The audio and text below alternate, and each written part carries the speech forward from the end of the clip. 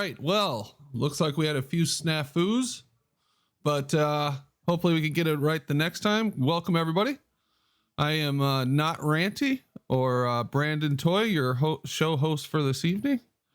And this is day one of a little experiment of keeping Randy's seat warm for him while he takes a much-needed break after more than a year of continuous streaming, and does what he's got to do to get himself healthy and get some rest.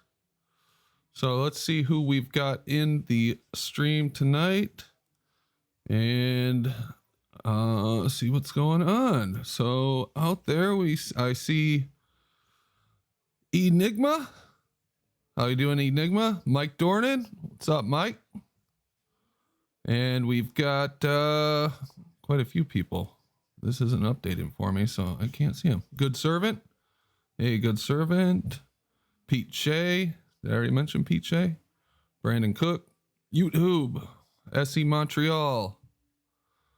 We have, let's see who else. Whole bunch of people. Paige. Hey, Paige. And Ian Adams. And if I missed you, I apologize. So let's get things going. We've got a few people in Discord. So I'm going to open that up and we're going to get right to it and get into the actual discussions and shows and see how things going. So let me open that up to them.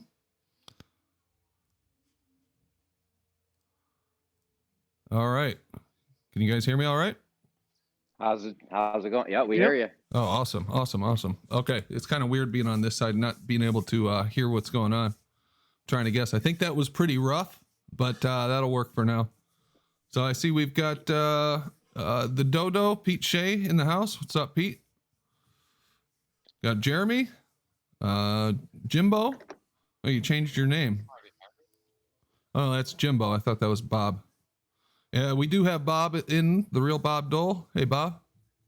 Hello. And SE Montreal. What's going on, guys? What's up? Hey, the Dodo is muted. Oh, Dodo's man. wings are clipped. Should I take him off mute? Yeah, of course. All right, I guess so. Our starches can't be revealed if you leave them muted. You can't keep the Dodo down. Yeah, I can't greet you, Brandon. Well, I'm greeting myself. I don't get here. How you doing? Best wishes for the show, man. Thanks, man. I thought you were awfully quiet for a minute there. Yeah. All right, what's going on? I appreciate you guys joining on this this first show since Randy handed over the show temporarily. So I appreciate that. Thanks for coming in. So my plan for the show is just doing what we normally do and see what comes up. I do have some canned material to talk about if we get some, dead air or whatever, particularly about Polaris, which has been coming up quite a bit recently and I think is really interesting. I've done some research into it, so I don't know what your guys' thoughts are on Polaris. But I would absolutely love to hear your thoughts on Polaris, Brandon. I would love to hear anyone's thoughts on Polaris outside of, what am I going to say, the basics? Is there a basic sort of flat earth understanding of Polaris that everything seems to rotate around it? And if we have ourselves on a flat earth, how do we explain the Polaris Australis, which is Sigma Octantis? But I'd love to hear how... a negative value star that's invisible. It's a hallucination. You cannot see the southern celestial pole star. It has a minus luminous value. It's in the middle of a few others you can see, but in theory and in fact, you cannot also see known the as southern pretend. celestial pole star. But Jim, that's my point. Jim, that's my point by mentioning that it's officially named Polaris Australis. It's the opposite of Polaris. So if you think about light and dark, right? If you think about male and female, if you think about etc., all the dualities. Or if you think about something and nothing in imagination, sheep jump imaginary fences. If people are seeing imaginary lights where there are none, then they're just like sheep. No. You have a light and you have a shadow, Jim. See between a dark star now there that's our our southern Right. pole star is a negative, like cooling moon rays type of Don't light. be taking that attitude, please, Oh, I Jim. can take an attitude because all of this is like hokum. It's all hokum. He's already decided everything you're going to say about Polaris is probably hokum, Brandon. But that's fair enough. Yeah, I haven't been thinking too much about the southern pole star or lack of pole star very much, but I have been spending quite a bit of time researching into Polaris.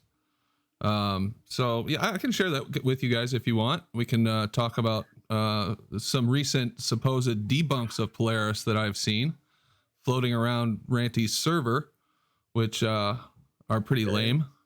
And why don't we take a look at those and talk about them and see if anybody has an idea on, why they're not valid debunks, why they don't falsify a flat plane or prove a globe, and we can just go from there.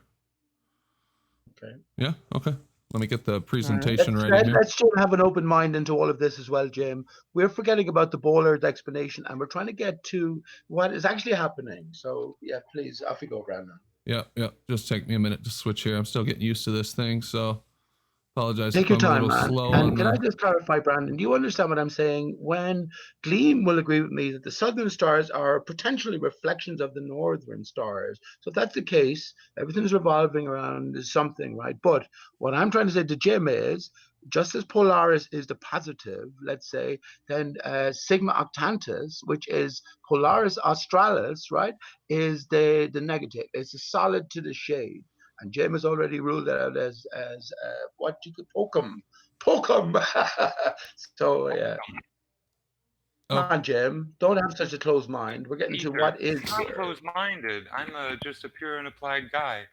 I No, don't you're believe not, in because you talk unicorns about the jumping Chinese over rainbows reflection. no more than cows Well, jumping before we get over into the moon. reflection, guys, because I think it's a good discussion, but let's take a look at the presentation and then we can go back and forth. I know you guys are eager to get into it. Okay. But I did want to show you this interesting little picture I came across while I was looking into stuff. This is from a book called Opticorum Libre Sex Philosophis Juxta at blah, blah, blah. And it's from like the 15th. Wow. Yeah, it's quite the title. I've got a little blurb about it down here, I think. But it is quite an old book and an interesting picture. 1613 by Francois d'Aiguillon. And it had a bunch of geometrical proofs in it. It was all in Latin. I couldn't find an English version, but it had these wonderful engravings in it, like this one. If you'll take a look at this, I thought this was really interesting. So here we have an angel flying behind a man's back using a torch to blot out the sun with smoke. So he's got this torch. The sun is supposedly back here, I believe, and the sun is blocked. Then we've got this guy, which I suppose could be Atlas, right? He's the one who holds the world up, right, or whatever, holding this globe. Yeah. Is this the universe? Because it's got that center, and this is supposed to be the universe going around, I guess. Okay. And then he's looking down as he holds it up at this shadow that it's making. So his attention's on the shadow while he holds the world up. The sun's blocked. There's two angels who are embraced in a Masonic handshake. And you can see how their fingers are on the wrist right here. And the one is holding the compass and measuring the shadow. And they're intently, like they're conspiring. That's what it looks like to me, the kind of look on their face, talking to each other about the shadow. Symbolism. The symbolism is pretty deep in here. Now, I did take a look at this angle. It's not 33. I can't remember what it was, because I do find that a lot in these old photos that have a compass, that it is open to 33. But I thought this was really interesting. And there's some more pictures in here we can look at some other time from that book that I found. For that one, Brandon. Side of the ball, that they're not taking a measurement inside the lines and contours. That's not. That is so deep, that image itself. But don't move off that so quickly, unless you have a. No, go ahead. Go ahead. What do you guys think? Oh man, that's amazing, bro. Where is this from? Oh well, like I said, it's from that book. I can't pronounce it, but the title is down here. Let me bring it up again so you can see it. So listen to me, right? So as we look at, if all we saw was the shadow being cast, right? Forget about interpretations for a minute, what the angels are doing, how they're conspiring. But if all we saw was the shadow was cast, if any of us here on the panel, would we be able to equate it with the ball on the shoulder that's casting the shadow if we didn't know the other factors involved? We draw out, I think, a very differing shape. Do you think, Jim, if that's all we saw and that's all we had to go on is the shadow? What do you think? Well, I think the ball has a smaller ball that represents the actual quote round Earth in the center, and the outer thing is like the star mapping and the celestial bodies or whatever. What I'm saying is, do you think that that shadow is an accurate reflection of the light that's being cast above with the cherub at the top there, with the flaming trumpet? So that's obviously what's casting the shadow. But do you think that's an accurate representation? And I do absolutely think, I think I would bet my life that that's an absolutely accurate representation of what has been held and how the shadow has been cast. But it's up to us with the compass, right, with the square and compass, like the angels, to work out why and how one is related to the other by taking other things into account as well. This is fascinating, Brandon. I love Yeah. this sort of stuff. Yeah, that's what I thought of too, was the difference between the physicality of the object he's holding and the shadow it casts. So the perspective that he's seeing, what he's seeing is different from what he's holding, obviously.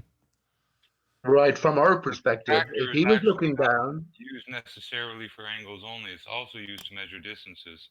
The angles are usually measured by a protractor. here we have the angels measuring angles, right? This is a light. Masonic meme, guys.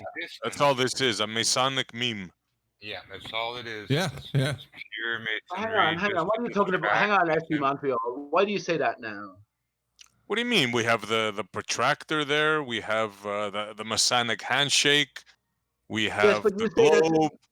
Yeah, We but you have say the light. You say it in the sense that, look, that's all that is. So you can cast that aside. Let's move on to something else. No, I didn't say that, Pete. By all means, let's continue talking about it. But I'm saying what it is. It's a Masonic meme. What do you think it is, bro? Mason is Am's son. So, I mean, I think the truth is there for all of us to read, right? And, you know, by having an open mind, well, and an open opportunity as well, with to share these thoughts, we can maybe come to understand what the Masons know, whoever they are, right? Yeah, they definitely have a lot of globe symbolism and a lot of this type of symbolism throughout that era. They seemed very obsessed with the globe and the square and the compass during the 1600s specifically that I've looked into. So yeah, this has Brandon, a lot of symbology. You delighted me, Brandon. You delighted me by saying that it was from 1613 or something like that. Because I look, I'm not going to swear or anything.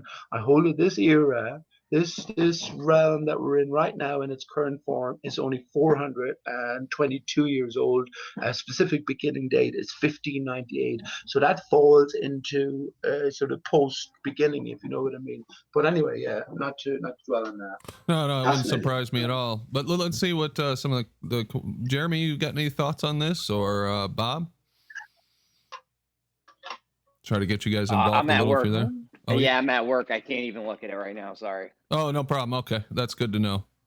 I did see one comment in the chat that was pretty interesting. Neo the One says, seems like the angels have us fooled with the shadows holding a secret, which is kind of how I interpreted it too. And here's a real shocker here. Dignon says, Brandon has an excellent radio voice. Now that is something I didn't expect to hear today, but thanks, Dignon. I appreciate the compliment. And we do got a face. Cartoons that we're talking about now are pretty much like space cartoons. They're not angels. They're drawings, pictures, depictions by people of these angelic whatevers. Yeah, I guess we'd have to know a little bit about what angels meant to them. It's somebody's propaganda. That's what this is. But this is a it's message. not. No, it's not. This is a message from somebody to us. SC Montreal, it's not, man. You can't afford to look at it like that because then What you is it, rule Pete? everything out. If this is I'll not a tell you what message, it what is it? It's a story. The same story has been told throughout. It's Don't you're gonna say Aristarchus now. SC Montreal, stop interrupting me like that, man. Because all you're coming back to say is that there's no significance to it, really. Let's move on. I did I'm not saying say to that, you, Pete. Do not put you're words kind in of my saying mouth. I that. said it's a You're meme, dismissing and I it. also said somebody's giving us a message. Now, for some reason, this is troubling you, Pete. Why? It's not troubling me. So you talk a bit more. I'm saying this is worthy of massive expansion upon, because the truth is made plain in all manners, right? From the children upwards, especially the children. This is why the angels are depicted as young children, right? Because the truth is there. Now, if we're in a different realm than what we ever thought we were, SE Montreal, if you look at these, are you going to deny this is a work of art, first of all? It's And then art. you're going to deny that Definitely work of art. right. Beauty. Past and So, interpretation of them, really, Pete. Come on, grow up. but hang on, What are you Jim. taking a long time to say too, and that's What what y'all. Okay, I message does it apologize give for you, that. Pete? I apologize Stop for with the that. I mumbo don't mean to jumbo. do What does that. it tell you, this picture But here? Brandon brought the picture up, and it's there for decoding and there for discussing. We could spend many hours talking about this, and we're already been shut down. Yeah. Nobody said. I just asked you, what does this picture mean to you, bro? Okay, okay, let me answer that briefly, Jim, and don't hush me up, Jim. You talk about giants being imprinted on the Earth's surface. Come on, man. Pete, Right. I think you're being a little defensive. I don't think these guys Okay, I'm are, sorry. saying that we shouldn't Okay. talk about this or anything. Everybody's SE entitled to their Montreal is opinion. So, putting it but I down. do want to hear what your interpretation of this, Pete. But let me get a couple things out of the Sure. way, and then we'll go to that. Yeah, but no one else seems to be commenting, Brandon. And SE Montreal then keeps coming in with these are memes of someone in the Masons or whatever. Well, they're there to be decoded, and there could be truth in all of this sort of stuff, and there is truth in all of it. I hope. Yep. Absolutely. All right. Well, I'll let you expand on that in a truth. minute, Pete. So we've got first and second super chat of the new era, the Not-Ranty era. So that was from Flat Earth Ants. Flat Earth Ants, thank you very much. £5. Appreciate that. And he says his comments are first super chat to Brandon. Appreciate it. And for Brandon's radio voice. So cool. I was not fishing for compliments. It just surprised me that somebody said that, but thank you, Flat Earth Ants. And one other thing Paige said that I thought was interesting was the angel with the torch is the sun. I don't think the sun is being blocked. That's kind of an interesting thought too. This is my point. I've thought That's about what I this thought long and until I hard, read Brandon. it, to be honest Yeah, with but you. hang on, please. I was speaking more especially to Brandon. I've thought about this long and hard over the years. So for you presenting this picture I've never seen before brings a whole lot of things to my mind. And let me just say as well, Brandon, that yeah, you're doing great, man. It's just some people talking here at the end of the day, and you being a natural you, yeah, let it go, man. Let it flow. Brandon, the commenter made a very good thing. It appears like the angel is bringing the light and taking away the darkness somehow. Could that be it? Possibly, but the smoke, the reason I thought it was blocking the sun was because of the smoke that's flowing, back behind the angels back in this area. Or it could be dark clouds. Yeah, we can look at it either way, I guess. Yeah. Yeah, it's kind of ambiguous. Your focus is brought to the center by the angels with the compass, right? So we're looking at the shadow that's been cast. We're thinking about all of this now in flat earth terms. And remember, the truth is always known, Brandon. You know this, man. We know this. So all of these things have to be viewed as clues for us. That's the only way to look at it. Sorry, I didn't mean to pause there, but YouTube said there's some buffering going on. So I'm going to work on that for a second here. Well, you guys done talking about this, or did anybody have anything else to say about this? I would say that no matter how much any number of people analyze this for clues and the mysteries and the secrets held within it, it's speculative. And if you all agreed at the end that it meant X, Y, Z, then it's just a consensus agreement on. Well said, Jimbo. Let's hear your thoughts. That's terrible. That's bullshit, Jimbo. Let's hear your thoughts. That's not bullcrap though. That's exactly hang on, that's please. how people describe art. Listen, art is entirely subjective, and this is a piece of art drawn by a man, so you can take it however you want to. Like you literally can decide what it means to you. Let's hear Jimbo's positive interpretation in a flat earth sense. Remember this. When I'm talking to anyone here, it's in a flat earth sense, and the truth is always known. So Jimbo, hit us, man. Well, prints like that are carved on hardwood and then pressed against the paper after being inked. Gustave Doré was a master of it. He did a series of works between heaven and hell, called Dante's Inferno. Beautiful work. But all of this stuff is artwork. It does stem, I believe, from some realities. Absolutely. I don't think it's all out of cartoon and imagination. But to say that we can look at it now and interpret it and be right about it, it's ridiculous. For God's sake, Jimbo. For God's sake, this is a layer above anything else when you think about it. You have to first of all get to flat earth to start thinking in these sort of terms, right? And now you're suddenly saying it's all sort of subjective. You No, make you what you don't like think of it. in flat earth terms. You think in rational terms, using common Okay, sense. I'll tell you Thinking rational in flat terms, earth terms Jimbo. blurs I'll your tell you. vision, just like thinking in Okay. Gulliver terms. Okay, I'll tell you rational terms then, right? As this applies as Brandon is sorting things out. I'll tell you rational terms. We know the sun is not a flaming ball 93 million miles away, right? So when we look at the shadows cast by the sun, i.e., Jimbo, the shadows cast by a tree as the sun moves around circles, appears to circle around, right? Or the sundial, a similar thing, right? Now, when we're looking at the shadows, they need to be decoded. I have said many times, well, I haven't, I've said it to myself many times, if all we're looking at is the shadows of the tree that's been cast throughout the day, and we're trying to pinpoint a target or a source on it, we'd be very confused, wouldn't we? But yet, it is capable of being decoded by the human mind. First of all, by understanding the angle of light above the target, which is the body above the guy whoever's holding. That's going to be Atlas, of course, but that's a different story. Look at the center gong and how it reflects. This is the Can whole I bring point here. something else up here, Pete, when you're done, please? Please do. Yeah, I'm nearly done, SC Montreal, and I hope you'll comment positively as well, right? Because this is pertinent to everything. You know, I have a specific thing to say about the sun, it being a reflection, and it being an observer-dependent reflection. But that's my main point, Jimbo. And I'd fucking go on mute to hear you talk about for about an hour on your true impressions of this image, right? So off you go, ST.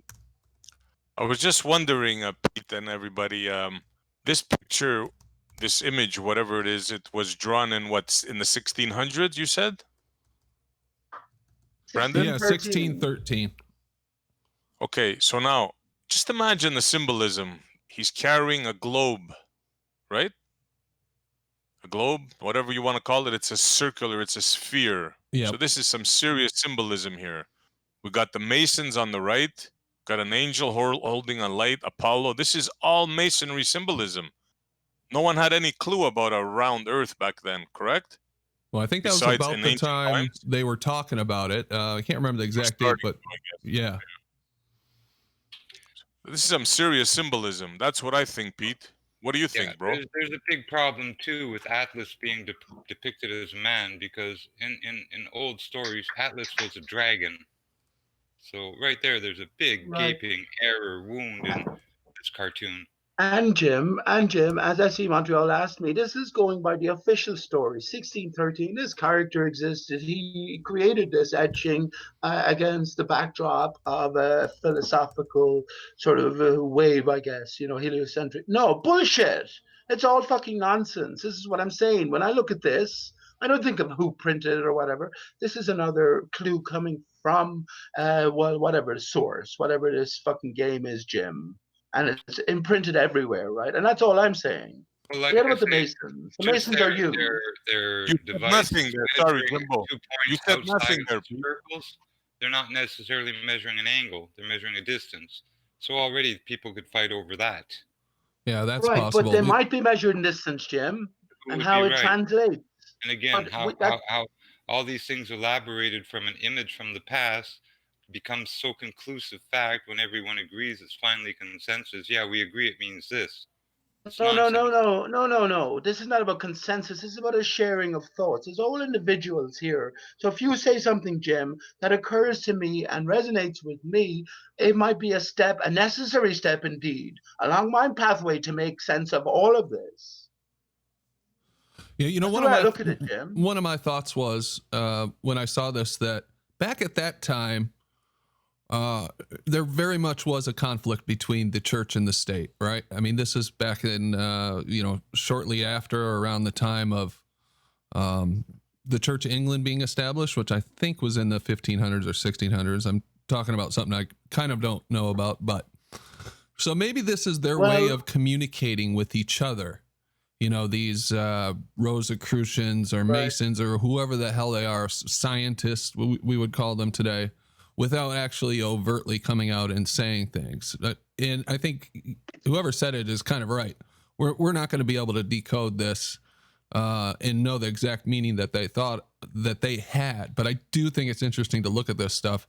And this is just like one of 5 of them. We're not going to look at all of them today, but I'll bring some of them back up in the future. So if you guys have any last thoughts on this? Is it? Yeah, I've got one. Sure. So what if? Hi everybody.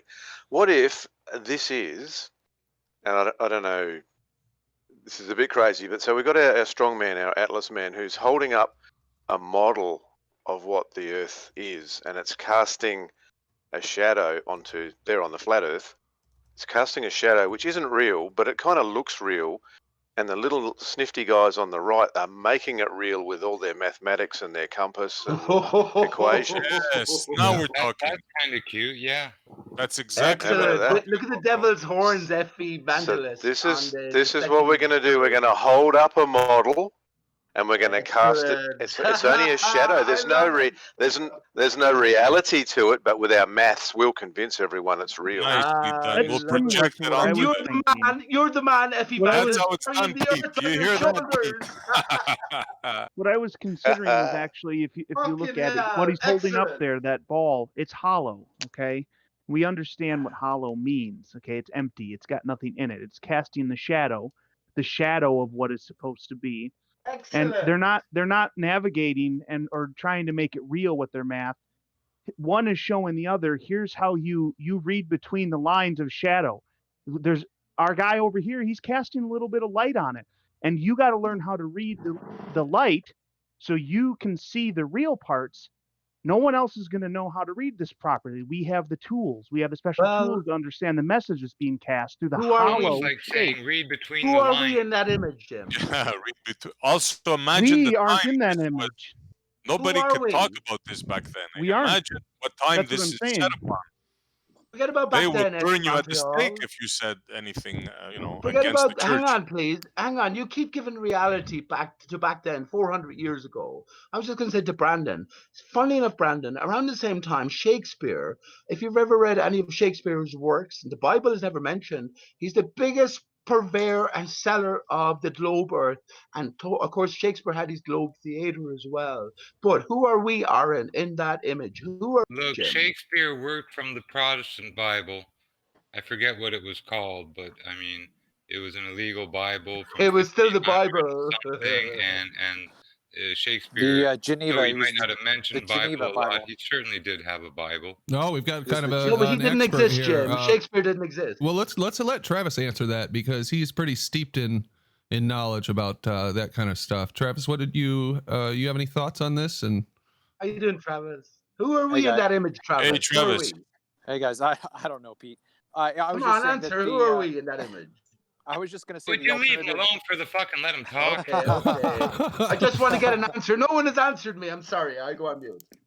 No, I was just saying the alternative English translation would have been the Geneva, the Geneva Bible.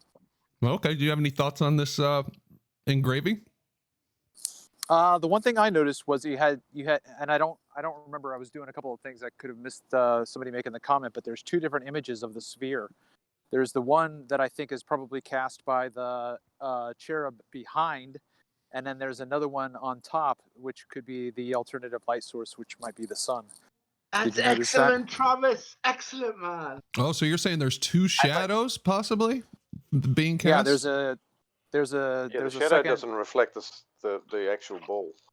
That's there's excellent, bud. There's another one on top. Just a note on the Geneva Bible, it was in English, published in England, and smuggled into Geneva. And Travis, all Atlas perceives is the shadow on the ground. He doesn't know what he's holding. He can't look above him. Excellent. You notice the ball in the middle of the sphere? Is there a ball there? That should be the Earth, and the rest of the outside sphere is what we see for around, like the inside skin The of the old ball. Greek design of the cosmos. That's what I was thinking. A shell within a shell kind of a thing. Well, let me say this to Travis especially, right? And Brandon Toy, if you bring up an image of the creation of Adam from the Sistine Chapel roof, right, by Michelangelo, and look inside Lord God's troop, I think you will find a few of those little cherubs, right, with that same impish, needing look on them. Excellent. Is it time for me to say Michelangelo didn't exist? Yeah, well, Sure. you beat me to it, Jim. I'd just like to add something on in the beginning of what Brandon just said about the state and religion being at odds with each other. And I mean, they're still debating now whether the war against science and religion is even over yet. Because I mean, science could never explain a What if flat it was Earth. run to by the where- church itself anyway, both sides of science and church now? And they're creating this delusion or illusion of conflict. That seems what it is to me. We're against, we're for, just like pro-life, pro-choice, all these things. You have a third party face off too in the middle. Look, how come every time the KKK go for a rally, there's all these anti-KKK there and reporters? Because they're all getting money to be there on that day. Abortionists and anti-abortionists, they meet on the same street corners every time. Years go by, months go by, they have a rally, they'll both be there with reporters. Guess what? Reporters are supported by the state. Pro-life is supported by the states. And the anti-life and pro-abortion is supported by the state. Same thing with everything. Everything that's in opposition with each other is supported by the state, including the journalists who cover these oppositions. Yeah, great all point. You know, I like to think of it as It's all a WWF, World Wrestling Federation. You Yeah, can get into it and you can have a lot of fun picking one side or over the other and rooting for one. And some people even know it's fake and they still enjoy it. But at the end of the day, it is just a show. So Ed McMahon's Brandon, at the top. Can I just say about the, sorry about that, I don't have earphones here, so I don't mean to sort of speak over anyone like that, but can I just say about the little cherubs, the impish cherubs, they have the compass on the ground, right? And of course, the Masonic symbol, one of the major Masonic symbols, is the square and the compass. I've been saying for the longest of times, of course, on a flat earth, the Cartesian coordinate system applies, right? And this is where the square it belongs. The compass is circular, the rotational, or the what's the word I'm looking for? The rotund, I guess, the rotund sky. And yes, everything is reversed. This is where I always enter into everything. Everything is reversed as part of this dual nature we're in, right? So yeah, the compass is on the ground. And another clue for us. And let me just say as well, I really genuinely, seriously, and honestly look at all. I've never seen that image before. Martin Leakey throws up so many images as well, but I take every fucking image that's presented to us is at its very core full of truth, and it's just there for us to develop the eyes to decode it. yeah, I mean, any last thoughts from anybody on this? I do want to move on. As it fits with our perceptions and our needs to believe. And that's what you Well, extract from Jim, these images. it's true, but it's true, Jim. But you'll have us believe that the Earth is composed of giants, and that's a fantastical belief. I'm not saying it isn't true. I'm going to believe you. I'm with you on that. But it's still fantastical, right? But I still want to hear your view on it, Jim. Not only fantastical, it's provable. All right, let's I appreciate it. Let's not get into that right now. Let's move on to the next slide, which is regarding Polaris. So it is a proof that you may have seen before. It is a purely geometrical proof, a debunk rather. And I've got two versions of it right here. And the way this debunk from the globe goes is they set a point for Polaris that they may have or may not have heard from a flat earther at some point in time, a height above, say, the North Pole. And then they draw a line, you know, it's 10,000 kilometers to the equator. So they either draw a line representing where each a known place is or what angles you would get from an evenly spaced place. This shows 3 cities, and I believe the only correct one is Minneapolis, which is at 45 degrees in reality and 45 degrees on this purely geometrical proof. And Longyearbyen is at 75.33, and then you can see the equator's at 26.69 under this supposed model of Polaris. Here's another version. This is from Crow XE, and my understanding is he has a red dot that he shows above or below the 0 line that would represent what altitude or angle the ground would be. I wish he was here to kind of explain this one, but it's essentially the same thing, drawing lines from each point. You can see the 10,000 one is going up to 5,000, and then declaring that this is impossible on the flat earth and that geometry itself proves the globe in regards to Polaris. Are you guys familiar with this supposed debunk? Well, Yeah, yeah. once And you- one of the problems with the so-called disappearance of Polaris when you head, quote, south of the equator is Polaris isn't a very bright star to begin with. I'm here in Ottawa, and I can see it, but it's still faint from here. And I'm halfway between the equator and the, well, theoretically, North Star. So, well, if it's faint from here, double my distance, it'll be half as faint. Nay, invisible almost, or getting there. So continue another few hundred miles south. What are you going to get? Disappears. Not because of curve, it's just too damn faint to see. Doesn't have Are the you only halfway, Jim? Also, your angles exactly changing halfway. I'm farther at away. 45 But where degrees. did that? And you're in Canada, right? That's where. You know, that would definitely throw us off. I think we would view Canada as being more northerly bound. I'm 50 degrees north, I think, here in Ireland. And that's more than halfway, is it? I mean, I guess it's not. I guess it has to be more. Yeah, I'm sorry about that. Sorry. Canada goes north beyond 60. Right. There's Okay. still communities at 60 north. Right. Well, look, it all comes. What's going on north? I don't know. I think we get to a barrier if we keep sailing, and there's just a different world going on The within government that. passed a law. There are some fine craftsmen and companies up in the north, including one in Tuktoyaktuk that makes these fine drones. And the government explicitly made it illegal to fly drones northbound. That's interesting. So, Yeah, no kidding. They had long distance drones too. So Jimbo, your thoughts are that it's just too faint to see after a certain point.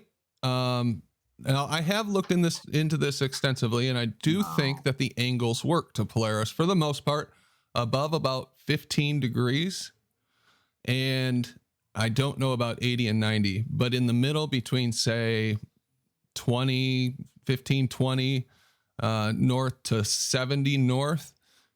75 maybe even, it's pretty established that those will be the angles that you get to Polaris. Now, I think this debunk is bullshit.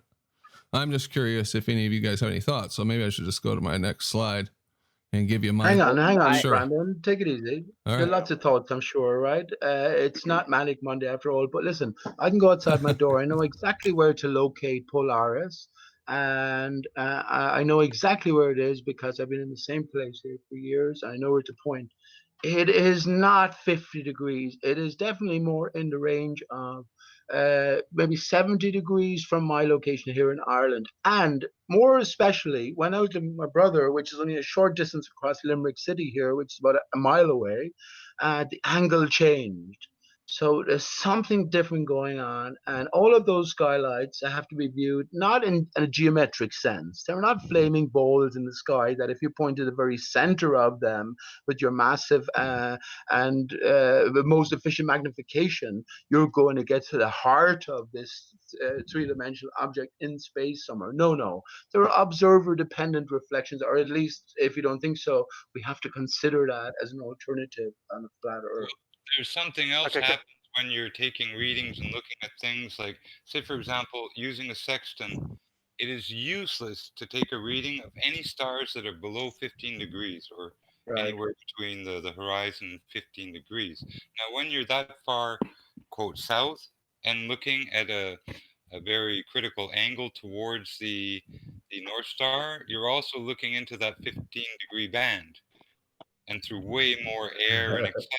So, And water, Jim. I mean, Yeah, and if I can just add to that and to what Pete said as well, like these things in the sky, just because you're going to draw some lines on a piece of white paper on a desk, we have no idea what these things in the sky are. Like Pete said, they're not flaming balls of fire a million light years away. We don't know what they are. We don't know where they are. And we don't know how the Creator made them to present to us here on Earth. We don't So know the I'm rules not. they play But by, how do you right? know We don't that? know the Hang rules. on, Thank you, Bob. How do you know that? No, Hold Pete, on, let him Pete, finish. Let instead him of finish. jumping all over me, just give me 10 seconds. I'm I not know, presenting a fixed position on either side of the argument. I'm just suggesting Yes, that you are. because it jump on me again, Pete. No, I'm not Just jumping on you, because but you did somebody say the draws Creator didn't give us lines. the ability to Hold work on, it Pete. Let out. him Oh, finish, and then you can respond. Jeez, Not what he man. said, Pete. Listen, and you might just hear put what he a actually said. pacifier in for a minute? Now, just because somebody, whether it's Crow XE or Professor Phil or whoever, just because they draw some geometry on a piece of paper and then say, that's what's happening in the sky, that's why you can't see it. That's just such an empty argument. We've got no idea what's happening in the sky. We've got no idea how to actually represent it in a two-dimensional space on a desktop. So I just think that's a long bow to draw to say this is either proof or disproof of anything. Thank you. Yeah. So I'd like to add on to that my too. quick response Can I would get in be, real which quick, is Pete? okay. I'd like to add on to that too. That they always say this can't work on a flat Earth, but they have this model of how the sky works. And if their model doesn't work like that, then maybe it could work on a flat. They have this preset Right. way of how the sky Right. works, what everything is, and They're still they say, using look, their rules of the sky, right? And they're Yeah, trying to say, well, exactly. it doesn't work on this completely different world. Well, guess what? If the world is different, maybe everything around the world and above it is also different, but they're not taking that into account. So that was my Hey, objection. hold on, guys. You guys kind of cut Jeremy off. Let him finish his thought. Yeah. Also, as far as it, getting lower in the sky, the farther away you get. I mean, that would happen with any kind of street light or any light. When you start walking away, if it's above you and you walk away, it's going to look like it's getting lower. Eventually, you're going to get so far away that it's going to mix in the horizon line, and you're not going to be able to see it at all. So that's all. The reason for my interjection with you, F. Evangelist, which you're very impatient with, we are all flat earthers here. We know the official story is not true, but you were definitive in saying that we don't know, nor can we know what is going on with the lights in the sky because the Creator hasn't deemed it so. Is that correct or not? And how do you know That's that? not what he said. It's No, similar Pete, to that's what not he what I said, not said at verbatim. all. An example of What I why said was we Hang on, don't Jim. know. We don't know Yes, if what's going on in the sky can be represented in two-dimensional geometry on a piece of page. that was because we don't. afterwards. well, He the said that sky is afterwards. in motion, and that's a problem too. Here's an example: Orion's belt. If you take a good look at Orion's belt when it rises and it's close to the horizon, those stars are close together. As it rises above your head, more vertically over you, they pull apart. As they descend towards the horizon again, they close together. Well, that's Why is that, interesting. Jim? I'd like to So see there's a that. compression that happens near the horizon. Yeah, Because there's a barrier. and Hang on, follow it through please. the night. You'll Hang on, see. please. I heard the reason I interrupted F. Evangelist because before you said about translating into two-dimensional drawings, you said that we can't know. The Creator has not deemed it so. Is that correct, F. Evangelist? No. What I said is we don't. What I said, Pete, is we don't know how the Creator has created these things to present to us. We don't know if where they are in the sky in our vision to our position, if that is representative where they actually are. That's just how they present to us from our viewing position. That's what I'm saying. But then some person wants to say, oh, I'm going to draw a picture on a piece of paper and tell you that's what it is. We know we're not talking to any ball earthers here. I mean, it's ruled out immediately. But what is actually going on, Jimbo, a contoured sky of certain dimension and constitution would maybe account for these perspective variances, right? From place to place, from time to time. So this is the deeper question here. And I refuse to believe that we can't find out or we can't progress in our own thinking about these things. As you probably all know well here, I bring everything back to a singular source at, funnily enough, the North, Brandon. And the North, let me just say this, let me just say this, Jim. Reality and belief in Okay, what is okay. Well, whatever the fuck reality is, right? Let me just say this to Brandon. Brandon, we bring up Polaris. We know the Bowler arguments, right, as they view it as solid bodies, etc., solid body geometry. But Polaris being the thing that we can all agree something fucking rotates around. Well, I say everything is in a name, and that's a primary reflection of Aristarchus, which is beneath it, right, which is doing the expressing. And everything then is a reflection against a barrier above, which withholds the earth from the saline waters beyond, and it behaves like a mirror. And the contour of it and the dimension of it is all important. That's my position. Polaristarchus. What's in a name? What's in an amen? Sometimes everything. All right, Pete. All right. Let's move on to the next slide. So this is my thoughts on this supposed proof. And I've listed a couple of names of people who have adopted this as a debunk of the flat earth. It is a purely Euclidean model of an angular measurement. So I very much agree with what F.E. Evangelist said, that they are translating something that they are seeing into a 2D representation of that. And how do we know that they even have the relationships right? How do they know that they have accurately translated what the angles are and what they're seeing onto a piece of paper? And that's essentially all they're doing. This is a very simple representation that basically holds this height constant, when in reality, via perspective, we see things fall in the distance as we get further away from them. So under this model, this will never go to 0 degrees.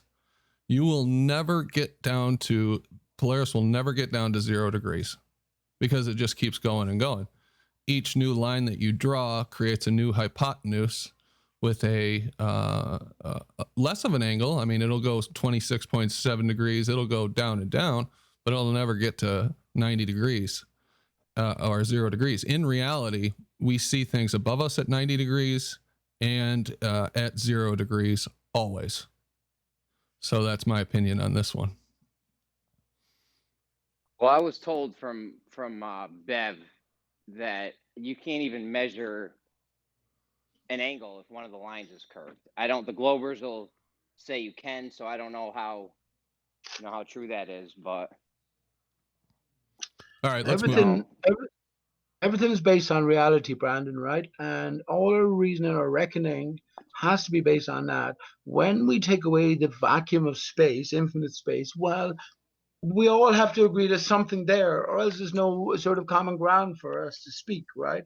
So there's an objective reality. Well, if that is waters beyond, and if we might, like Jeremy mentioned lampposts going down the street, we know exactly what lampposts are. We know exactly what's causing the light to emit from them and how that perspective view changes along a flat level street into the distance.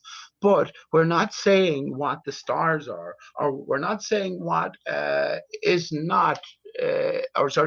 in place of the space that we reject. Do you know what I mean? And unless we make some definitive I don't know, I'm not going to say statements, but unless we set on some sort of wait, Pete, what's supposed to be 10,000 kilometers? This is my slide, but 10,000 kilometers is supposedly the distance from the North Pole to the equator. Right. To the equator? Wait a minute. I thought the circumference of the Earth was 24,500 miles an hour. That would be 12,000 miles. So that would be about 18,000 kilometers to the equator. No, it's 40,000 kilometers, right? The circumference of the Earth. Yeah. Oh, all right. Wait, it's 40,000. Okay, it's 40,000 kilometers from the North Pole. Okay, I got you. Yeah, so it's just a quarter of the circumference, essentially, is what they're measuring. And y'all have moved on from that, though. I didn't know. I was just trying to join real quick. No. Sorry about Did you have that. something to say about this, Brian? Welcome to the show, by the way. Yeah, Nicky is here. What's going on, man? It looks like it's kind of diving off at the end toward the equator, which is kind of what we would expect as far as perspective. I bet if you charted an airplane or something like that, I bet you it would follow that same style graph of what he has. I don't know, just a thought. how things start diving off a little bit at the end, start dropping down. That's the way I kind of envision the sun working. Like it goes overhead, and when it gets way off in the distance, all of a sudden it starts going. Oh, you dropped off there, Brian.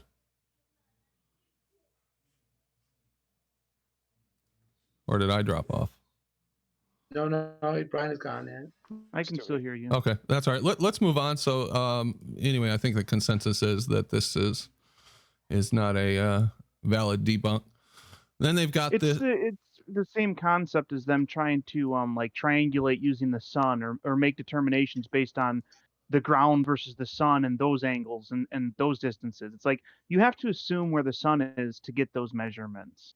Well, I think it's even more than that, and I'm gonna show you why I think we can actually completely debunk what they're doing with observations and probably via experiment, which hasn't been done yet. But I want to talk about this second debunk or supposed debunk. This one's from Flat Earth WS, but this one floats around a lot, and it's just kind of an inversion of the other one, where instead of drawing the lines to one point, they go from each, latitude line and draw the correct angle and then say, well, they don't all meet up at a point, so obviously the Earth's a ball. I'd like to point something else out on this right side, which they say is correct, and give the green check mark. This actually, what is it called? Contradicts geometry, because all of the parallel lines are supposedly meeting up at some point many miles away, and they had to move it trillions of miles away or whatever the hell it is today in order for that to be feasible. So they are using perspective kind of, but it's trillions of miles away. I kind of like the guy on the side of the ball at 0 degrees. Yeah. Yeah. First of all, anyone that thinks you can see 300. Sorry, go ahead. I just wanted to say I couldn't help but chuckle, and today I can't help but laugh at some of this. Oh, it does get a little silly. Go ahead, Jeremy. Anyone that thinks you can see 300 light years or whatever nutcase distance they got this Polaris at is out of their mind. Yeah, I think that's kind of a joke to think that you can see that far. Hang on. Professor Phil will tell you that if a single photon reaches your eye, you will see it. Right. Sure. From however far away. It doesn't matter where it is, one photon and you will see it.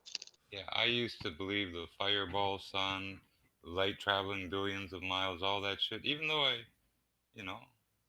know better from what I've learned, it's still, what I've learned meant nothing, like nuclear magnetic resonance, atomic absorption, light creation, local phenomena. I have known that all the time, that I've believed in light traveling millions of years. What a contradiction. It's like believing air next to a vacuum. It's the same contradiction. We all accept we live on a flat surface here, Jim. We don't like labels. I use labels liberally. But can we all agree that everything appears to move in unison on a daily, nightly basis over our heads? Yeah, absolutely. No, Of course, Pete. Nobody can argue that. So it's not all in unison. Well, it seems to, Jim. That's my operative word. Right. That's permanent. So what are the stars then? So what are the stars? What are our options? I can accept them as lights in the sky until I know better. But Jim, you've been at this for donkey's years, man. Can you give us anything more? Throw us a bone. No, nobody can, Pete. For fuck's sake, everyone is saying no one can. How do you know no one can? Just because you can't. God's sake, I'm sorry for getting pissed off, but Jim has been here for 5 years. You have to get up there and do it. But what is your thoughts on it, for goodness sake? Lady. If everything appears to move in unison. What the stars are, how they're made, and why they're there. Okay, let me expand on my question then, Jim. Sorry, Brandon. Let me expand on my question to everyone. If on a flat stationary Earth everything appears to move in unison, can we think in terms of an earthbound source to all sky lights, reflections, Jim? You talk about Chinese reflections. No question. You can bounce lights off anything, and light can be generated in one place and reflect somewhere else. Sure. You don't even know where the source is. Absolutely. Right. My opinion is this is where flat earthers get in trouble once they start speculating on how the sky works. Yeah. Because we don't know. I agree. Could be dragons carrying flashlights. Could be anything. We can So hang on, conjecture. We can talk about please. So what you're conjecture all for saying hours is, and hours. They're lights, and I don't know how they're okay, made. so what you're all saying is, all you ever need to do and you'll be satisfied with, F. Evangelist, Jeremy, Jimbo, is knowing that the ball is wrong. No, no one That's ever it. said You're that, happy with Pete. that? No one said Speculate. that at all. Pete, stop putting words in our mouth, You're man. implying that, Brandon. No, they're not Jim hasn't implying that. advanced You're in taking not. it too far. You're taking what they said and you're taking it to a ridiculous conclusion. No, I'm not. Hey, hold No, on, I'm not. Pete. Pete, here to has tell anybody you. ever showed has anybody ever showed a 0 degree picture of Polaris directly overhead? No, bro. 90 degree. I have Yeah, not if they seen haven't, that. Yeah, that's good, Brian. Yeah, if they haven't, then all that shit's bullshit. If they can't show me a 0 degree picture of Polaris, they kiss my ass with all these numbers. Well, to be honest, I haven't seen 80 degrees either, 80 to 90. And they admit that 15 degrees and below is unreliable. So really, they only have from about 75 to 15 that we're working with. That's it. I mean, they've been to So the where North does that leave you, Brandon, then? up and take a picture of the North Star from the pole. Where they claim to have gone there. 300 yards away from it, they got a silver post.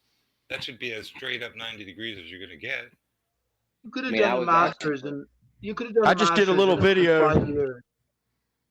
I Hang just on, did a little Brian. video of the Hang on, southern, sorry about that, of the southern star rotation, and you could see where the southern star rotation, if you look at it, you don't even really got to look at it that closely, and you see the stars off. The stars toward the center of that rotation are farther off in the distance. And why would you see a rotation? Wouldn't you have to be underneath it or either close to underneath it to see the sort of rotation we see in the north? They be like about the same, the equivalent of about the northern United States, and see southern star rotations in South America or Africa. And like I said, toward the center of the rotation, you can see the stars are way off in the distance. It's obvious that they're further away, making smaller loop. That's because they're reflections, Brian. The southern sky is a reflection of the northern sky. And what I'm getting at, Brandon, which is your show here, if you're going to say that and settle there and go, okay, well, the ball Earth and all of its associated parts are disproven, where does that lead us? Jimbo, in Pete, 5 this years, is you just would the have done a beginning master. of this presentation, Hang on, please. Pete. Oh, sorry, This is Brandon. the beginning of the presentation, Pete. No one is saying that. Okay, we're just looking at what their supposed proofs that they think falsify the flat Earth are. That's all. Okay, I didn't know you were specifically aiming at the debunking of their explanations. Okay, that's Well, fair. yeah, Let I me just say want this to to Jimbo. Just want to show In 5 why they years- say that. Okay. I'm sorry, Brandon. We're so used to token, right? So I forget that it's your first night. Let me just say this to Jimbo. Jimbo, in 5 years, you could have got a master's, right, in thinking. You can extend your mind further than that. Off you go, Brandon. I am Sorry. not going to speculate on what a star is or how it's been created and sustained. Sorry. God gave you a brain, Jim. Well, I think we all have Moving our on. pet theory, and Pete, I don't think it's fair to attack someone else for not adopting your particular theory. I know that you really believe in the Aristarchus thing, but I don't think it's fair to get on the rest of us for not believing that. Sure, I'm not getting on the rest, but every other answer is like, we don't know, we can't know, we'll never know. Whereas maybe we can know, and I have lots to say on where that sort of, that's all I'm saying about that. No, I think we can know too. We have the tools available to us to obviously go pretty damn high in the sky. There are people who know, I believe, or they know a lot more than we do because they've been up however many miles we can go up. Yeah. But we don't have access to that information. I agree, man. Let's take a cloud that is about 1.5 miles high, and I just drove to one. It was about 20 degrees off in the distance. I thought it had to be at least 30, 40 miles away. So it's actually almost 2 miles above me. The cumulus clouds that are right above me, and it's the layer clouds. It was only barely over like 10.5 miles to get just 20 degrees over the horizon. They look way off in the distance, but in fact, it was under 11 miles. So chart that, So if we're talking about angles, these angles are fully based on perspective. So there's going to be a curve to the chart. Yeah, we probably could if we put our heads together. We could probably map out the perspective as we get higher and higher. But we'd have to use like planes and clouds and then and try and formulate how it starts changing the higher it gets. It'd be tough, man. Brian, Yeah. I'm just going to say thank you because it brings me back to that image you showed originally, Brandon, the angel with the false light. With the false light. That's interesting thought too there. Yeah, that fits in with your whole theory, Pete. All right, well let's move on. So obviously this is just an inversion of the other one. In my opinion, neither of these are legitimate debunks. They don't prove anything, and they certainly don't falsify a flat plane. And anybody that offers these ups and says that they do is wasting your time unless they can actually prove it in more detail. But we'll get into exactly why. So the heliocentric model of Polaris assumes that all the sight lines are parallel. I mentioned that earlier. And they completely remove perspective from consideration. In fact, it's based on completely removing perspective because of the distance that they place them on, and they have to be in their model. So those are violations of Euclidean geometry, two parallel lines meeting, and observed optics are justified by placing Polaris at a functionally infinite distance from Earth. So obviously, that's how that they've gotten away with this. So they said, well, we see it at this angle. It's all in the same direction, really, really, really far away. And they've wrapped the point, the angles around a ball and changed the ground that you're standing on instead of changing, taking optics into effect. And I think that we can prove that. So let me just kind of jump to the point here. Everybody's aware of that. I've got a lot of stuff in here. Let me see. So let's talk about perspective. I think we take a lot of heat for talking about perspective and using it as not so much a crutch, but an explanation for many of the things that we see, including the stars, objects disappearing, etc. But perspective is a thing, and we do not see in 2 dimensions, and we do not see in perfect Euclidean geometry. There is a difference between the two, in my opinion. Anybody have any thoughts on that between vision and Euclidean geometry? I would say just like going back to the clouds, like, well, I quickly agree with the 3 dimensions. And so we don't see in the 2-dimensional Euclidean, and we see in 3 dimensions with the clouds, like I could assign different datums in that 10.5 miles that I was speaking of. We'll call it 12 miles to get down to 0. Our perspective as far as the clouds go are, within 20 miles, 90% of the time. So I could assign different datums along that route and pretty much map a small city or a small town. I could map that on a ball with Cartesian coordinates. That's all they did, in my opinion. And you could do it just using the clouds as datums. They just use the stars. They're higher up. And that's about it, man. Yeah, they're higher up and they're constant, and they're seen every night. Yep. Yeah, good point, Brian. Okay. Well, that thing Ranty wanted to do, I think, would solve a lot of issues about, sending a balloon up, taking a picture of the moon on the ground, sending a balloon up, and then taking another picture of the moon. That would, we would see if the moon's getting, smaller or bigger, or staying the same size or what. And that could totally debunk the whole theory of how they think the sky works, which would do a lot for us. Yeah. When I was looking through this, I was looking for data about how do things drop in perspective. And there's a lot of papers out there, and there's a lot of stuff that I'm still going through, but it would be interesting to have some real world data, especially from high altitude balloons or some such like that. But there is obviously. Oh, go ahead. If you send a balloon up and this moon doesn't, at least stay the same size or get a little tiny bit bigger, their whole thing is shot of how the sky works, and we you need to start over.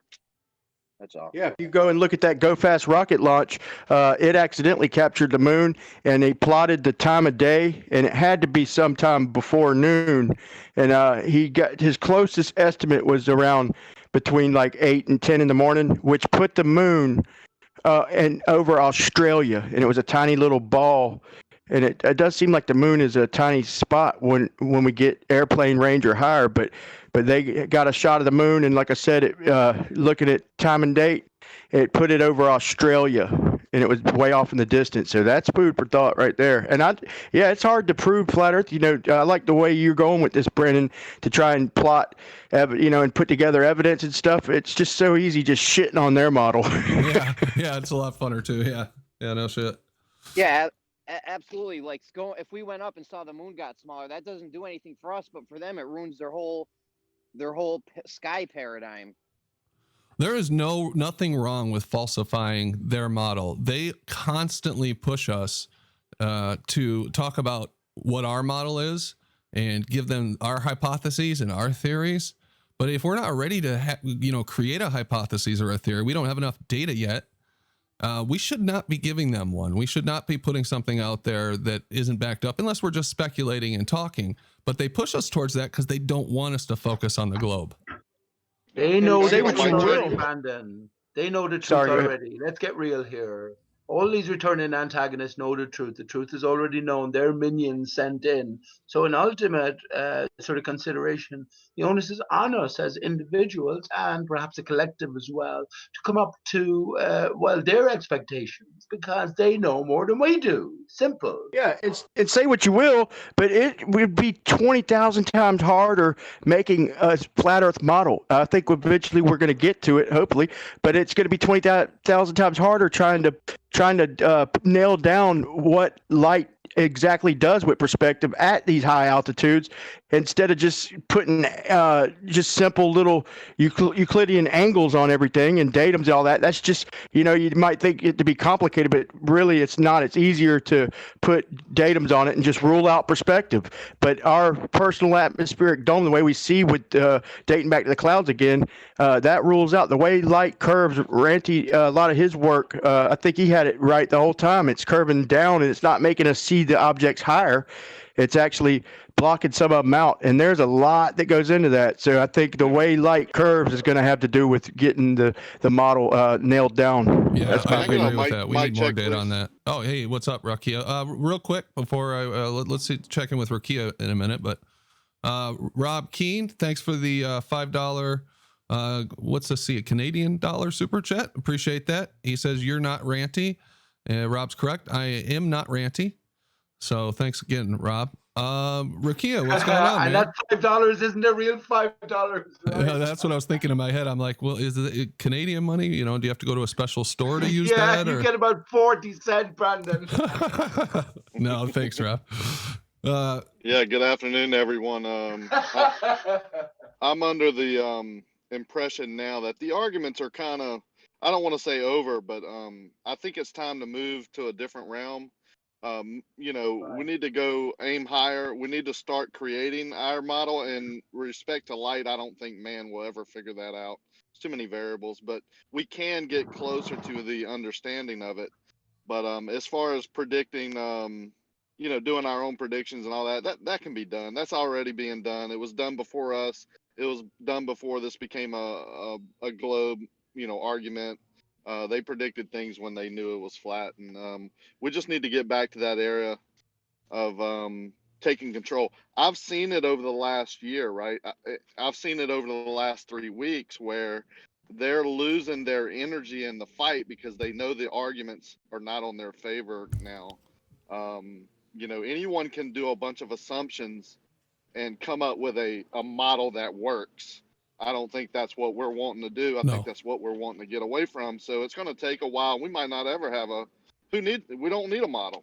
I mean, honestly, we're on the model itself. We walk out, I hate to say it, but walk outside, go do some measurements, go do some observations. You're observing and measuring exactly what you live on, which is a flat plane with, some really funky things going on with light. Yeah, well said, Rakia. Well said. Into the deeper. We can Yeah, get into the deeper. You don't have to know what something is. You don't have to know how something works to know what it is. That's really the point. Sure. Yeah, exactly. Yeah, it'd be nice We to don't- know we exactly don't have what to we're know on what and who we is to are. know what That's isn't, kind of right? my main interest is where are we, who are we, what are we? Right. You know, finding out the truth. I don't care if we can do math on our flat Earth model. We can still use the old model if Right. it still works for that shit. I want to know where we're actually exactly. Right. So you don't care to know what isn't then, Brandon. We know what isn't. And the ultimate quest, the ultimate goal must be to find out what is. Now, the important point is to think in terms of, well, is the truth of our nature, the real layout of reality, I guess, known? And I say it absolutely is. Whether you want to invoke a creator, God, a higher power, I absolutely do myself, right? But I also know when I'm dealing with the ballers like Rumpus, like Negatorex, they all know. This is what I'm saying. I'm sorry for forgetting what you call it, but they all know fucking everything I know. They knew it. They were probably born into it because there's a different. Yeah, I like what he said. Like things are still going to fall at 9.8 meters per second squared. It's I agree with the models are there. It's just and even the maps really. That's a good point. It's already there. It's already everything we observe is already charted. The lie is built on the truth, Brian, and we are of a greater nature. That's all I'll say. We're a metaphysical reality here, and I said it's a series of clues laid out for us as individuals. Forget about anyone Brandon. else, Brian Yep. Mickey. I say that to you especially, remember- Brian Mickey. Forget about anyone else sorry and, about- and their models. You build your own picture of your home. That's all I'll say. There you go. Sorry about that, Pete. But Brandon, remember when George was saying the equation? It was F equals ma is the same way as writing it is like weight equals mass yeah. times so you pinned him down to where he basically had to admit that the only time that we have to change it from just a regular weight equation would be as if we weren't on Earth. Yeah. Like if we were on the moon. So same thing with F equals F times G equals M1 times M2 over distance squared. So it's the same difference. As long as we don't need all that. As long as we're here on Earth in reality. Do you right? know what I they love used the to way you pinned him down. do you know what they used to call, or what they called, and I don't know if they still do. Yeah. What's his name? Newton's equation, law of gravitation. They called it the first great unification. Now, if that doesn't sound like a religious phrase, I don't know what it is, but they called it the first great unification of physics. Yeah, and they had to take away. Look, they had to eventually take away it being a force. The way they did it over the time span they did it to keep to stop the questioning is I don't know, kind of deceptive to me. But they had to take it away as being a force because it's obviously a type of potential energy. In other words, everything is at rest. Everything's about equilibrium. So it can't be a force if you have to lift it up to get that force. If it was a constant force, we could make perpetual motion out of it if it was a constant force. But the fact of the matter is things are going to reach equilibrium, and then there's no more force. It's a potential energy. Hang on, Brian. So- Equilibrium in what sense, though? In sense of reality? What is the base of our reality? And there's always a sense force. of There's always a density. force in play, though. There's All right. always a force in play, Brian. Guys, this is a great topic, gravity and everything. I don't want to get too far off track. Try to keep focus back on Polaris. So let me get into a couple more slides and we can try to talk about what is going on when it comes to the angles Hey, in Brandon, Polaris. can I ask you real quick? Yeah. Can you present here on Discord? Because it's troublesome to listen to Discord and then try to watch on YouTube on my phone. Let me try. I'll try he's it right. for you. Let me see And if while I can. you're doing that, Brandon, could you just repeat one more time that unification quote? What was that? Yeah, the first great unification Of what? of physics. What were they unifying? Well, they were unifying what is observed on Earth. You know, the apple falls, his law of motions, and they were tying it to what they saw up in the sky, the stars, and how they imagined, this whole heliocentric model. That's how they tied it together to give it legitimacy. Right. So Newton has 1 foot on ground in reality and 1 foot in his model. Just when you said that, it just triggered something in my mind immediately, and I thought, whenever you get unification of things, whether it's unifying countries or political parties or religions, or it doesn't matter what, if you unify two things, but usually there's a concession. Something's lost from each along the way. Someone has to concede and give up something in order to bring the unification. So maybe a bit of truth was lost in there somewhere. It's worth looking Well, have you considered into Newton more. didn't exist? I just came across it when I was studying the Cavendish experiment.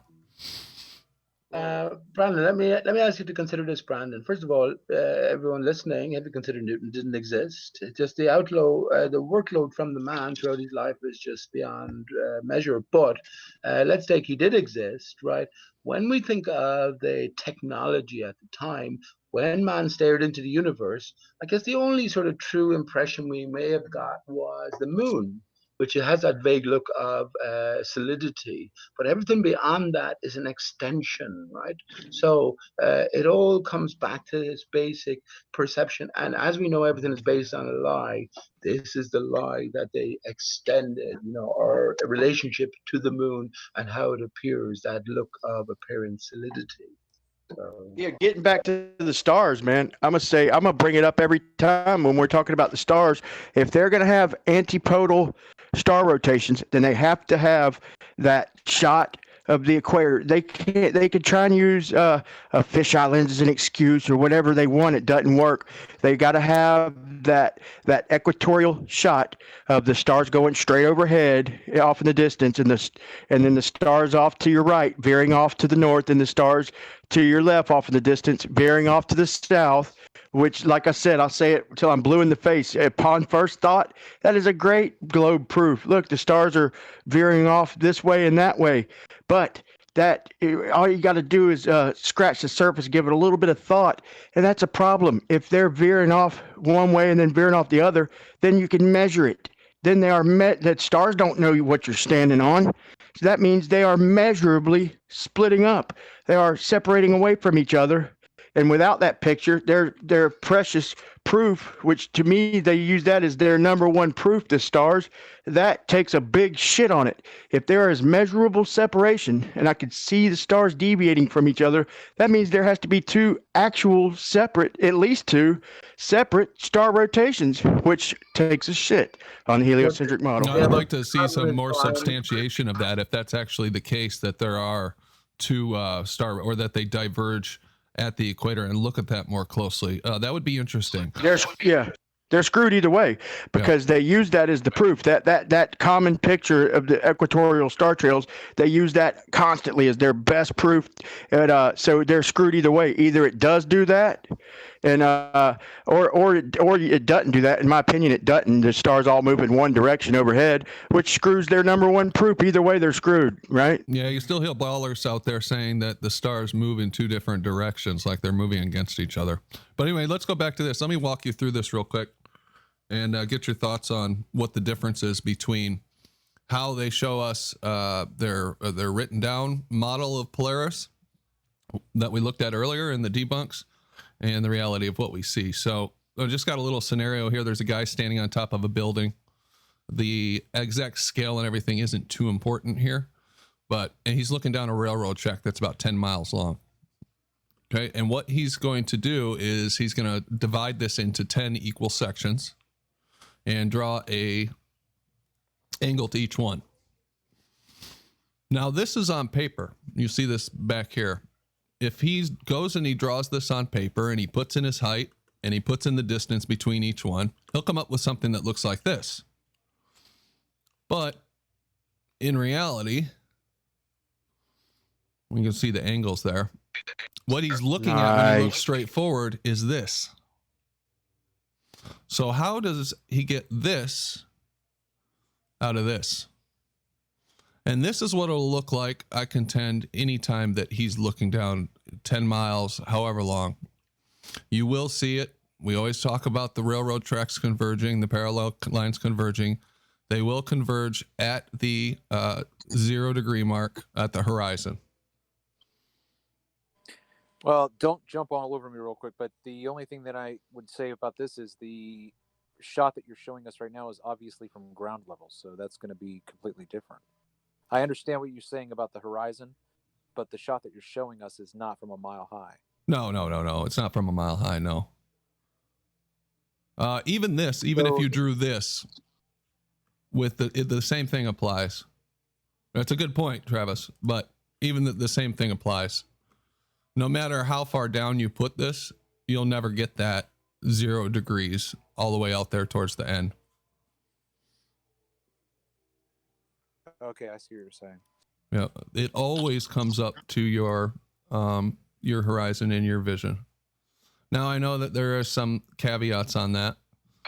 Yeah, that's what they do, man. They sit there and say, "Oh, I went up in a plane and with a theodolite or something, or I marked the angle, and it was like 3/4 of a degree." Big deal. The ground is coming up to eye level. That's the first thing you learn in art school. And if you don't draw it that way, it's not going to look like it's off in the distance. They try and use that 1 degree way off in the distance where it's blurry any damn way as some kind of proof against a flat. But still, if I don't know, to me, in my mind, there would be way more separation if it was a ball and sloping away the way they say it is. There'd be way more separation, man. But yeah, I think you'd get the same result looking at a train track. It would just be on a bigger scale if you were standing on a building. Yeah. Think of the effects. Sorry. Oh no, go ahead, Think of Ricky. the effects that we're getting over 5 or 6 miles in the atmosphere. Now times that times 10 or 20 or 30 when you're up in altitude. Even though the density layers are a little bit less, you're still looking through a huge amount of atmosphere over a great distance. Yep. You can't tell me that horizon is where you think it should be, or you're measuring it. What that is total BS. Well, that's why I think Rakia and anybody else who's made the observations that we have at ground level, right? We have to then make the same kinds of observations at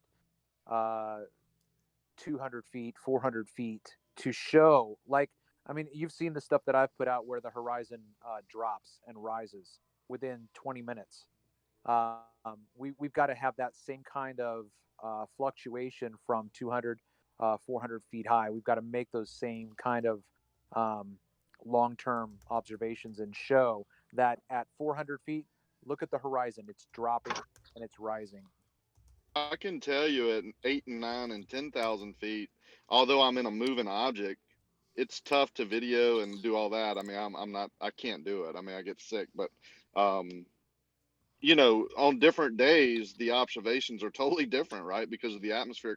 There's no difference, right? It's the atmosphere that causes that change, not, you know, your pitch or your angle, or, you know what I'm saying? I mean, it's amazing that, Hang on, Dave. They take away the atmosphere when they need to. It's the atmosphere that causes that change. Well, forget about ball Earth for you know, obviously, but over a flat plane. This is why, Travis, within 20 minutes, 30 minutes, the horizon appears to move, because the water is reflected at different levels. We still know that over a flat extended span, the water will extend to eye level. And this is the basic consideration that the ball Earthers will leave out, and you will too, Travis. There's some merit to what you're saying, Pete. We just don't agree with that is all there is, right? I mean, Yeah. No, I'm not saying that's all there is, Dave. I'm not saying that's all there is. Definitely a key factor, yeah. Yes, it is an absolutely key factor, and any mirroring of any targets is always done by the surface of the water over an extended span when scaled properly along the z-axis from the perspective of the camera, which, remember, whatever image is offered, the ballers have taken away that extended span by identifying the visible horizon as the real divide. Simple. 3 or 4 men today on gyms agree with me that the water that's in between you and a distant object, such as a building, can be miraged up and obstruct that object in the distance bottom up. Now, I've never heard that, but I don't know if I'm just deaf, or I've never heard them concede to that until Are today. you serious? Yeah, no, that was on Jim Pandas. Well, I want to hear about this, but give me a in there second with to you. do some channel business. Rakeel Life, Super Chat 99.99. Thank you very much, man. Really appreciate that. You say a little something to get this party started. Thanks, dude. It's only because they wouldn't let me do 100. Ranty's gonna be pissed, man. David, Ranty's gonna be like, "What? 99.99 on the first hour?" I've given Rocky, Randy those before. Yeah. Okay, I well, was in go there ahead with though. you I want to hear more about this. You said that they conceded that there was something loomed up in the foreground to block something of the building behind it? Not just one person, 2 or 3 different people. And what I did was kind of use B-Ball's example, right? He has water and I have many like this. Everybody does. Water that appears to rise up in front of an object and be an obstruction of the distant building or boat or whatever. And I asked them point blank 2 or 3 times, is that, what does that affect? They all said mirage, right? I call it, you can call it whatever. And what I said was, you can call it Nancy. I don't care. But you're saying that water can appear to rise up, even though the water is not at that height, it's lower, and appear, and obstruct an object in the distance to the viewer. And they all said yes. I've Dave, Yeah, never there's Rock. heard. no Yeah, other I word was. for it, Dave. Rakia life. There's no other word for it but reflection. There's no other word for it, Dave. None. All right, let's Right, yeah, I was stay in on there. target. Jeremy, you were there. You heard this discussion? Yeah, I honestly couldn't believe that they admitted to this, because I've heard them deny it tooth and nail, that something could be miraged up and then hide whatever's behind it. They say no, that can't happen. When the ether band guy, I forgot his name, I'm sorry, but Everybody drink. he Thought I was he going promotes. crazy. That's him. That's Yeah, the he- ether I thought I band was guy, going Jeremy. crazy. Yeah, Travis. Travis. I Sorry, have a Travis. name. I have a name. I'm sorry. But yeah, And your when name Travis, is Etherband guy. Hey, you got Travis- recognized as Ether Band, so they know you. when But Travis Jeremy, brought could you this to- believe it? I mean, for years, and that's what I said for a year now. I've been trying to get y'all to say that, and today's the first time. Oh no, we've always agreed with that. They're giving up little by little. Yeah, when Hey, Travis we got to first get a brought this to my timestamp. Where's attention- that at? I don't want to listen to the whole show. How far into that was? When Travis first brought this to my attention, I was like, you know what, this sounds reasonable and logical. So I was arguing for it, and they're like, no, it can't do that. It wouldn't do that. We can't block something with a mirage. And when they But what's admitted it to mirage, Rakia, Jeremy? What do you define a mirage as, Jeremy? See, I'm with Pete on this one. I call a mirage a mirroring effect. It's a reflection, Dave. Let's get Yeah. cut to the chase. It's That's over the what water. I told them today. Mirage, mirror, Yeah, but the when sky Mirage, mirrors inferior down. mirage is the bowler term, everybody. I don't think we need to argue about this all night, but it's No, it's we do, something Dave. similar, We right? need to get it clear. Inferior mirage is a bowler term, right? When the bowler looked at 6 feet over the ocean, they see the visible horizon, everything that appears to mirror a target in a distance. They'll call that an inferior mirage because it's through the air. They negate the water, right, over the extended span, which flat earthers do. And if we bring that back, then it has to be a direct reflection and nothing else. All right, Pete, let me ask you a question then. If you're going to discount the baller terminology, how would you identify it then? What would you call it? No, I'm not this. I'm saying that as flat earthers, we use terms like mirage or inferior mirage. That's why I asked Jeremy. I don't know what he associates with the term mirage, but for me, it's a term given to us by the ball because they make that visible illusory horizon as a clear divide, and anything that's mirroring beyond that is attributed to what you attributed to, Travis, which is factors in the air or the ether, whereas it's not. The horizon always rises to eye level, and any mirroring is done by the water surface over the extended span. All right, when Pete, scale- Pete. No offense, guys, but we've had this discussion so many times about the Never on water your show, mirroring. Brandon. Yeah, no, and I don't really want to pop the cherry wide open tonight. So let's go. Okay. All right, let's save a little for later. Okay. All right, You're thanks, lucky, Pete. You're lucky. Brandon saved I you, think, Pete. Toy, I think it is why we're getting some of those clear images where we have obstruction, because it is some type of mirroring going on.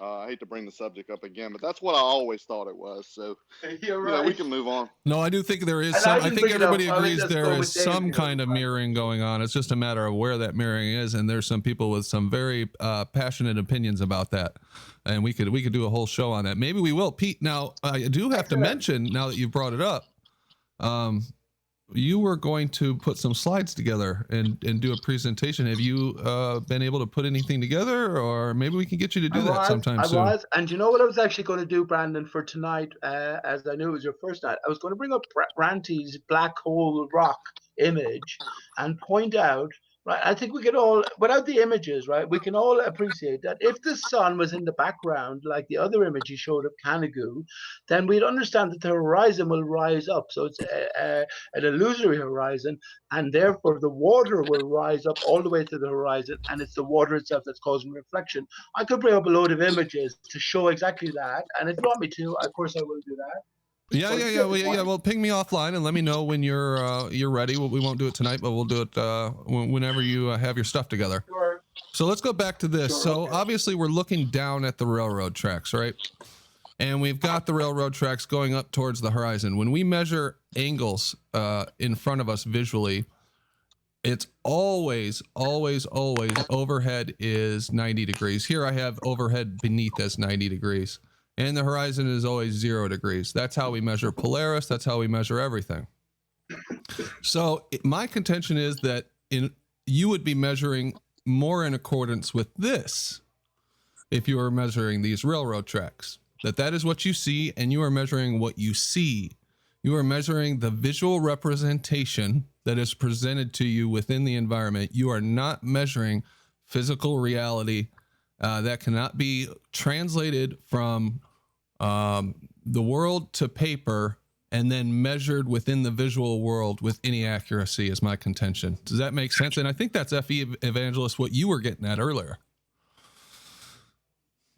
At least that's what it sounded like. But now I did look at, from below as well. Brandon, it can be translated, Brandon, it with honest intent, but the honest intent is lacking, you see. So it can absolutely be translated once we understand the three-dimensionality to everything and take all appropriate factors into consideration. But once again, there is that intent to deceive, right? yeah, there's always that. Oh, yeah, good point.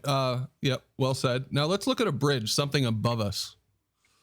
And you'll notice this bridge, this is called the Pamban Bridge. It's really not that long. It's only about 2,000 meters long, so a couple kilometers just over it. And it goes down to the horizon, you'll see. This bridge is the same elevation above the water. And whoever took this picture is supposedly standing somewhere close to the water level. Look down the picture and you see you start off with 90 degrees. And you go down to 0. If I were to draw this on a piece of paper, such as like this, no matter if it's shorter and smaller and these angles are more severe, because obviously this isn't to scale, it's just conceptual, you would never get to that 0 degree for that measurement for the last piece of the bridge. But as we can see, in reality, the last part of that bridge is indeed touching the horizon and would be measured at 0 with a visual measurement like this. Any thoughts on that? Any agreement or disagreement? So my contention is that when you're measuring something in the sky, visually, you are measuring more of a slope that starts above you at 90 degrees and goes down towards the horizon. And you cannot represent that as a line up and a line over, such as these Polaris supposed debunks represent the world to us.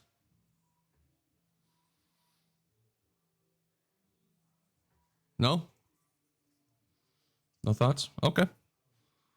Well, hang on. I was waiting for someone else to come in. I was sort of sick of hearing myself. Well, not really, but yeah, they invoke a four-dimensional reality, Brandon, with time, space, and all that, and yet they represent everything in 2D here. And this is what they do with images as well. Ballers say what they see, right? So they decode that without taking into account the proper three-dimensionality, which is the z-axis, but they do take it into account in the sense that they always limited by us being firmly planted on a sphere of certain dimension, right? So everything is based around that, and they cannot cast their thinking outside of that. And this is why this paper 2D math works in the theoretical sense, like the ball. It works in a theoretical sense, right? But it's not reality. Yeah, it works in a theoretical sense, and that's it. You hit the nail on the head there. Okay, so that's the kind of stuff regarding Polaris that I've been thinking about. And I got a lot more here. I don't want to bore you guys to death. If anybody had another subject that they wanted to bring up or discussion topic besides the mirrored water level layer and Aristarchus. I just bring up something that was said at the beginning when I was saying science and religion were at war with each other for a long time, and somebody brought up well, it was the religious people that made up some of this heliocentric stuff. The thing with that is the best way to lead an opposition is to control it. I have no doubt that they would have look at Flat Earth Society. We all know they're not real flat earthers, but they got the main website, and the best way to control an opposition is to lead it. So I feel like that's what they might have done. That's just me speculating, so that's all. Well, can I ask you, Jeremy? I don't know much about you, but do you know who was the originator of heliocentrism? And don't blame me for this, Brandon, right? But Jeremy, do you know who was? The originator of I don't know. The Big Anybody? Bang guy? Anybody? Yes, correct. Historically recognized Aristarchus of Samos. Now, I say the man didn't exist, but yet he's put at the center of this very arena that we're in. So someone else mentioned Aristarchus there, Brandon, so I'm clear. Okay. All right. But what does that have to do with the point that Jeremy made? Pete, I'm not catching the significance or the connection. Well, he was talking about what we all know about the Flat Earth Society and what we all know, as flat earthers in general. I don't, the reason I asked him, he mentioned heliocentrism, and that's why I asked him, did he know who, according to the history, was the instigator? And that was sort of a little joke of mine as well, because you mentioned not to mention Aristarchus, okay. but yet the name is presented to us. But in terms of Flat Earth Society, I'll tell you something for nothing, Jeremy. I was over there in 2011, just after I came from Clues Forum, Clues Forum, Brandon, and a character called Nico Haupt presented or appeared. And if you don't know who Nico Haupt was, he connects to 9/11. He was the original no-planer. And here he is. I find him on the Flat Earth Society forum boards, where there's many fucking fascinating topics with many different contributions from many different varied and sundry minds, right? But here he was, Nico Haupt, talking about a flat and a stationary plane. So how do we decide what is the source? You know what I mean? What is a trustable, reliable source of our information, or how do we decide? What is tainted? That's a bigger question again. That's a great question, and I don't think that we trust people. We don't put our trust in authorities and say, "I'm going to listen to everything this person says." Bob from Globebusters in chat. I don't take him at face value any more than I would take a scientist at face value, or expect somebody to take me at face value. There's some echo. People have to think things through for themselves, but as far as the most reliable we can get, where there's some actual, somebody needs to mute. Oh, I'm sorry, dude. I was shushing my grandson. I wasn't shushing you, Brandon. Oh, no problem. Okay, all right. Yeah. Sorry. Okay, I guess I was going on too long now.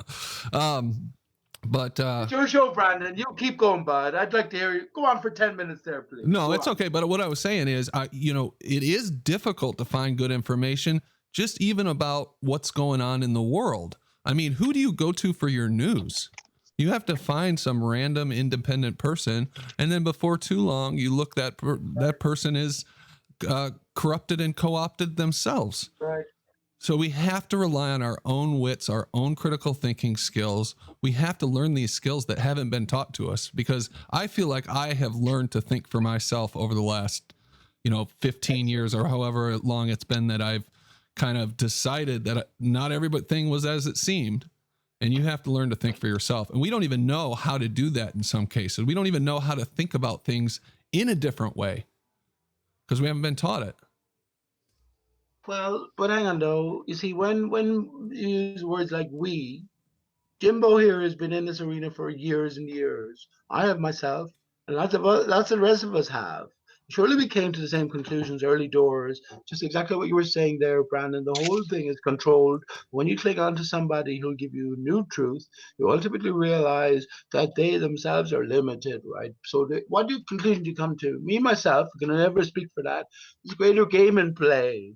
I encompass everything. I encompass a creator. I encompass a globe earth. I encompass a flat earth. If you were to ask me right now, Brandon, to put everything I had on a very succinct, precise statement on what the earth is, I would say, right, this is fucking hilarious. I think it's fucking hilarious.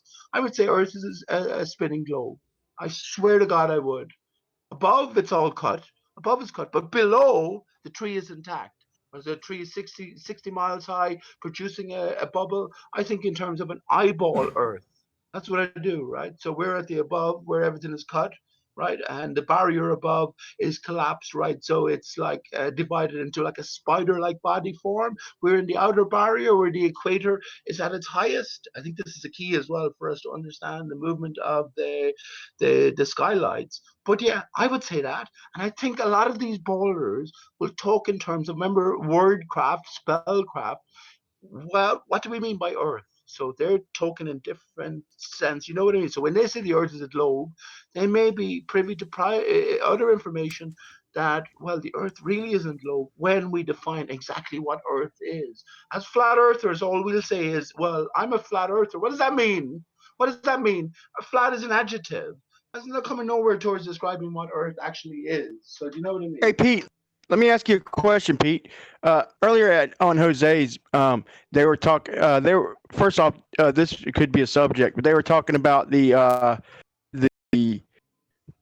hole in the ISS, a leak that's been there for like a month, and they brought up that leak that they had right after people mentioned it, where they had a show. I think it was on Globebusters, where with all them gaskets and all that, there would have to be some kind of leak and all that. And then like within a month, NASA or some reported that there was a leak in the ISS, and the astronaut covered it with his thumb, and then they got duct tape and covered it. Also, that interview with Don Pettit, he said, you know, that guy in an interview asked him what would happen if there was a hole, and he's like, I'm sure there's some kind of something in place to fix the leak. But I was telling them, you know, that there's no way that air would rush out so fast. Like, and I brought up like a airplane cruising at altitude like 35,000 feet. I'd heard a story where a guy had his arms ripped off because he got sucked through a broken window. And they were giving me all this stuff. They were saying that the vacuum pressure, the differential pressure is hardly anything up there.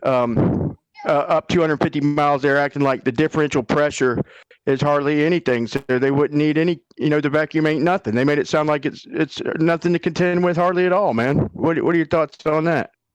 I can think. Look, if we think about all of these things, this is in the realm of imagination. First of all, I don't think there's anything 250 miles up. I said the Kármán line is listed, Brian. So because it's the highest we can get beneath the outer barrier, and that's about 60 miles directly vertically above the equator. But I can get the point, right? So if the guy lost his arms at a certain height, it was because there was a certain level of air resistance right outside. If there was no air resistance and he put his arms outside, well, there'd be nothing to rip them off, right? So I think, let me just say this as well, Brian. This is all fucking scripted, even down to the names, Don Petit, or what's the guy who said that, well, it's Photoshop because it has to be. Mark Simmons. Can I just jump in just to give a little help to Brandon right now? If you go to the stream settings, mate, you know, on your OBS. Yeah, it was just in there. Yeah, what's up? So if you go to output, okay, and you'll see. Hang on, let's just get it up. Settings. So if you just go to output, you see the bit rate. Yes. What have you got it at the minute? The video bit rate 950 kilobytes per second. Oh, 9500. 950. Oh, 95. Is that all? No, you need more than that. I've lowered it since then. Okay, what do you? I have mine at 6,500. 6,500. Maybe that's the problem. I was going the wrong way. Give that Okay. a try and see what happens anyway. I got All right, audio listen, I'm at gonna- 64, Ranty. What do you got yours at? You didn't get your bits and your bobs straight. I did Brian. not. Yeah, your audio's fine. Okay. But yeah, the bit rate's probably too low, mate. Listen, I'm going to step out. I'm going to leave you to it. I didn't want to jump in, but I just thought I'd help you out with the bit rate. No, I appreciate that. I was struggling with that right then. Thanks, Ranty. All right. On a side note, I just want to say Don Pettit is my favorite astronaut. Yeah, yeah. I wanted to bring this up. So what I told them is, so I'm trying to find a way, you know, because I can't look past common sense. So I'm trying to find a way to give them a chance to be up there 250 miles. I don't think maybe it doesn't go. I don't think maybe necessarily we can't go that far, but if we can, okay, let's just say if we could, I like the idea of the superfluid being up there, because the Go Fast rocket, I told them, you know, the Go Fast rocket showed a steady decrease in temperature, and I think that's more realistic as just a steady decrease. And hold on, I'm almost done. And to me that would make sense, because at negative 452 degrees Fahrenheit, the helium turns into a superfluid, so it's got zero viscosity, so there's no friction. That could explain if the moon is a rock up there. It would explain how that could go around, you know, and it would explain the bubbles in space from the astronauts, because there's hundreds of videos with bubbles in space. It could explain the virtual weightlessness. So it explains a bunch of other things, and I got to thinking, you know, when I seen that video with the balloon dropped in liquid nitrogen, and the balloon just totally deflates, right? So the balloon deflates, and then you take it out of the liquid nitrogen, and it almost instantly warms back up. You know, it blows itself back up. So what happened to that air? You know, that air, you know, it didn't just go away. And so I know that pressure and temperature are directly related, but I don't know, man. To me, that would be the only thing I could come up with, man, is if it is a superfluid up there. You know what I just thought of? Go ahead. No, off you go, Jeremy. The Globers like to say that that it gets hotter. You know, it gets colder as you go up, but then it comes to a point where it gets hotter. That's why that's their excuse for why the gas leaves. But on the same hand, they'll also say that the sun doesn't heat the gas; it only heats the ground and then radiates to the gas right above it. I mean, it's contradiction after contradiction. That's what I meant by it battles my common sense. There's no way it can get hotter all of a sudden. What's there to heat up? Sorry, man. Oh, that's okay. Go ahead, man. It's better now. This is where the ether comes into it, Brian. And this is why ether, Brandon, I know you're not adverse to the word ether, whereas other elements, and I know Bob and Glowbusters in the chat is not adverse to it either, but there's other factions of flat earth in prominent positions. And remember, this is the premier arena on earth. It always has been in a sense, but now, especially with these facilities that have been given us, this is the premier arena. So why people are not open to the idea of ether in a flat, enclosed earth sense, well, it doesn't boggle the mind. It doesn't boggle my mind anyway, but it should do if you're only considering it for the first time. But Brian, have you considered this in terms of reality? And actually, let me just say this to Brian, right?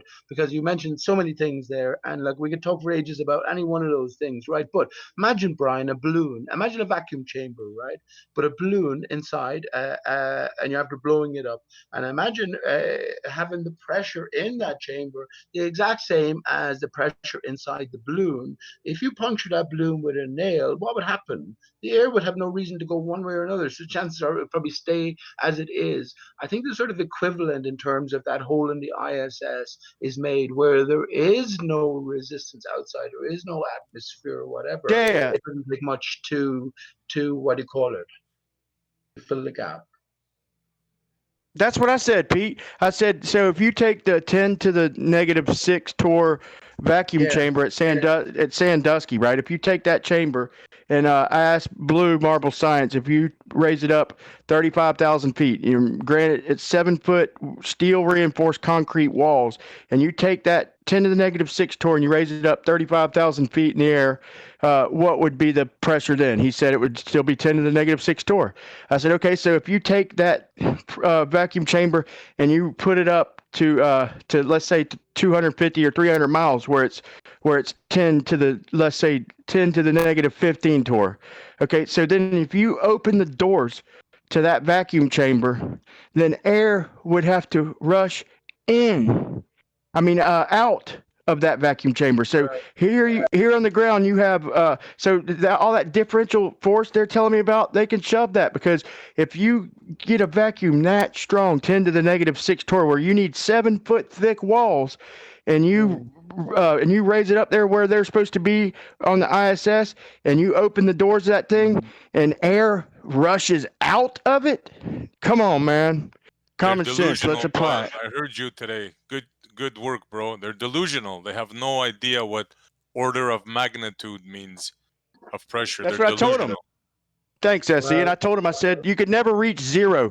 Like every time you cut that in half, you're doubling the strength of that low pressure vacuum, whatever you want to call it. How about the slow leak they pulled off there, Brian? They believe there's a slow leak on the ISS. Are they a bunch of clowns or what? All right, gotta be, man. Because gotta break in. Let's Sorry say about that. I tried to wait. I've got a couple of super chats here. Gently's channel, $2, 2 British pounds. This is for Ranty and a laughing face. Thanks, Gently's channel. Appreciate that. And then we've got one from Esteban Ilabaka. I think that this is directly relation to what you guys were talking about. He says, no contradiction. That's how heat transfer works. So go ahead, please. Okay, so I would you say guys so. heard it. There's a slow leak on the ISS. I think it's also funny that when Chris Hatfield tweeted hole in the ISS and then proceeded to post a picture of a cover of a music album Of a rock and roll, that was from an old supposed satellite. Like, why? I don't know. It's so if you take 2 psi, okay, and you cut it in half, you have half of the force, okay. Then now you have 1 psi. You cut that in half, then you have half of a 0.5 psi. Then you have double that force, okay. And you could keep going forever and never reach zero. Okay, that's why I think there's something wrong with the way that we're figuring stuff out. I think there should be negatives. If there's negatives with everything else, positive. Like with charges, positive, negative charges, and everything is up, down. It just doesn't make sense to me that we could never reach zero. There should be negative. Should be so whatever the pressure is outside, anything lower than that should be considered negative. Anything above that should be considered positive. But either way, you could keep doubling it, and you could just keep getting twice as strong, and essentially keep making it stronger infinity. And they don't seem to think that plays a difference in differential pressure, man. Brian, this is where like you're talking about contemplating and trying to make sense and not being able to find any sense out of the Bowler arguments. And you made specific reference, you were on Jose's channel today. I mean, in my own mind, when I'm talking to you, it's always beyond the Bowl Earth sort of literal explanation. I say what they present to us. Obviously, we can see beyond the farce, but there's truth in it, right? So the truth that they present is encoded, waiting to be decoded in the real sense of reality, what's actually really going on. And I think this is where our thinking has to go. Brandon mentioned it earlier on. Till the cows come home, Rumpus will keep returning. Jose will keep doing his channel, right? You're dealing with people who are not above board. So what is the nature of the reality? Is the whole purpose of all of this just to fucking fool us and milk us for energy? Or is there a greater power in place that we were always meant to see through the literal battles and look towards the greater significance? And let me just say, well, look, the lie is built on the truth. So we're coming towards what the truth might be. And let me just say, Brian, to you especially, the ether, if you were to push up your roof or something, you were to hold something up well, there's an equal and opposite force being transmitted through you that has been taken by the floor, right? You're holding it up, so it has been transmitted. Well, that's what the ether is. There's an energy holding back the waters beyond, right? And let me just finish by saying there's an energy holding back the waters beyond, and this is reactionary energy that is the ether and creates an evacuated zone above. And as we come closer to ground, it spreads out. Brian, before you respond to that, Yeah, let but me if get they- in here real quick. Go ahead, Esteban Ilbaca, again, Esteban, you ought to join the panel and have this conversation one-on-one. That'd be fantastic.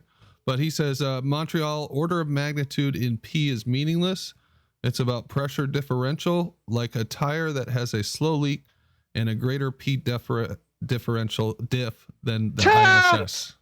Oh, really? That's Tell what him they he tried can to go do to into that me. big facility they have there in NASA, and he can just go in and we'll turn off the switch, and he can just have a sandwich there, and he Yeah, can read just me hold your out breath. how it's insignificant. They tried to compare it to me. They told me a They're tire leak. delusional, Brian. They're delusional. Here's the thing, man. The thing is oh my God. But wait, let me ask Pete something before I forget. Pete, what's the equation for figuring out the velocity? Because another thing I was telling them is that if the ISS is doing is basically going around the Earth in 90 minutes, then the equation would have to be crazy, because that's about a 45,000 kilometer distance covered in a circle, and the acceleration would have to be crazy, man. Right. Dude, Well, in the plane, when I go on vacation, I'm sensitive. My ears, I'm such in pain, and it's a very slight little, pressure. Now you imagine a magnitude of pressure like that on a human body. You're gonna pop like a popcorn. Boop. Yeah, that's a good point. And even people who climb like Mount Everest or other mountains, there's above the death zone, right? Your body literally starts to fall apart. You start to die because you weren't made for that environment. So up higher, I just can't imagine what it's like. Who was trying to get in there though? Someone was trying to break in. let me answer Brian's question is very, very quickly, Brandon. Brian, well, you got to work out the circumference, right? And that's in relation to the distance from the center. The circumference is 2 pi r. So 2 times pi, which is 3, close enough to 3, times a radius, which is whatever you're talking about there. And then you got to work out, well, what's the velocity given? That's what I thought. What's the measurements given? So it's astronomical, basically. But so they're spinning. So every 2 seconds they're having to drop down about almost 70 feet every 2 seconds, and they're traveling 17,500 miles an hour. And they say in the Blackbird, when they made turns or any kind of banks at all, that you're hitting G's that could knock you out. Now they're having to drop down to about 70 feet every 2 seconds. I think it's more than that, but I don't want to sound like I'm lying. But I mean, if they're going like 5 miles a second, then they're, just say like 10 miles is about a 66 feet drop, plus they're higher, so it's a bigger span of circumference. So every 2 seconds they're having to drop down that far, and so they would be experiencing crazy velocity. They'd be pinned to the outside of the ISS, if you ask me. Well, then you'd have to take into sort of consideration gravitational mass, which is what's keeping the ISS falling around the Earth in the first place, right? So it all becomes very complicated, Brian. But they do have. And the one space last thing, Pete. Right? One last thing. So that led me to this is the last thing. So they're saying that we're falling around. If we're in the ISS, we're falling around the Earth, and that's why there's no gravity, because there's still like 90 plus 95 whatever % of there's gravity up there. But since we're falling around, we're weightlessness. So that's what I said. So when they were going to the moon, they must have had gravity as soon as they ventured straight from orbit and took a straight path to the moon. They're no longer falling around the Earth, so they had to have had gravity. So they showed them pictures of them weightless, like in the upper atmosphere. Who knows? It's probably more like 120,000 feet, but they say they're, a couple hundred miles or whatever. As soon as they took a straight path, then they would have to feel gravity again, right? There's too many holes, man.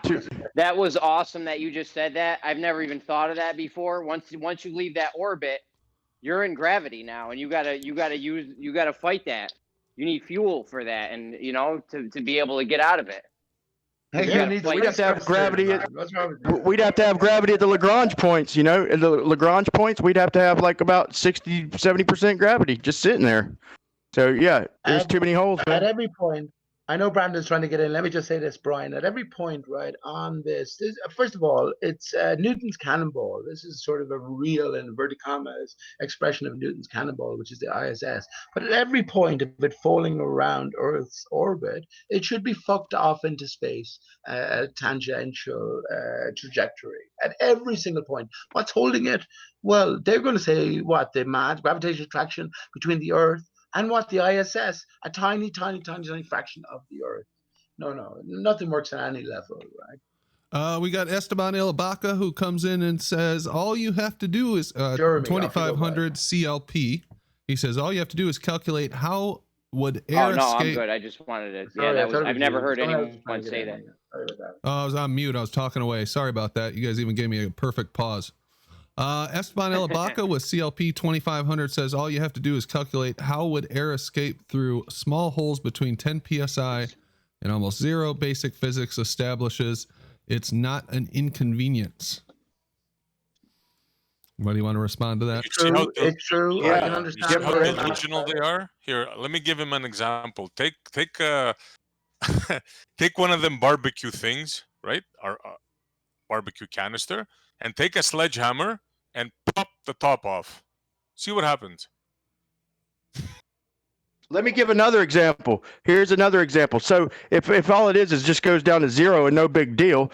So let's take your get you a good breath, inhale real large, and then blow out here, and then go in that chamber that takes 7-foot steel reinforced concrete walls to achieve 10 to the -6, which ain't even half of what's out there, and then take that big breath of air and see what happens to you, Chewbacca.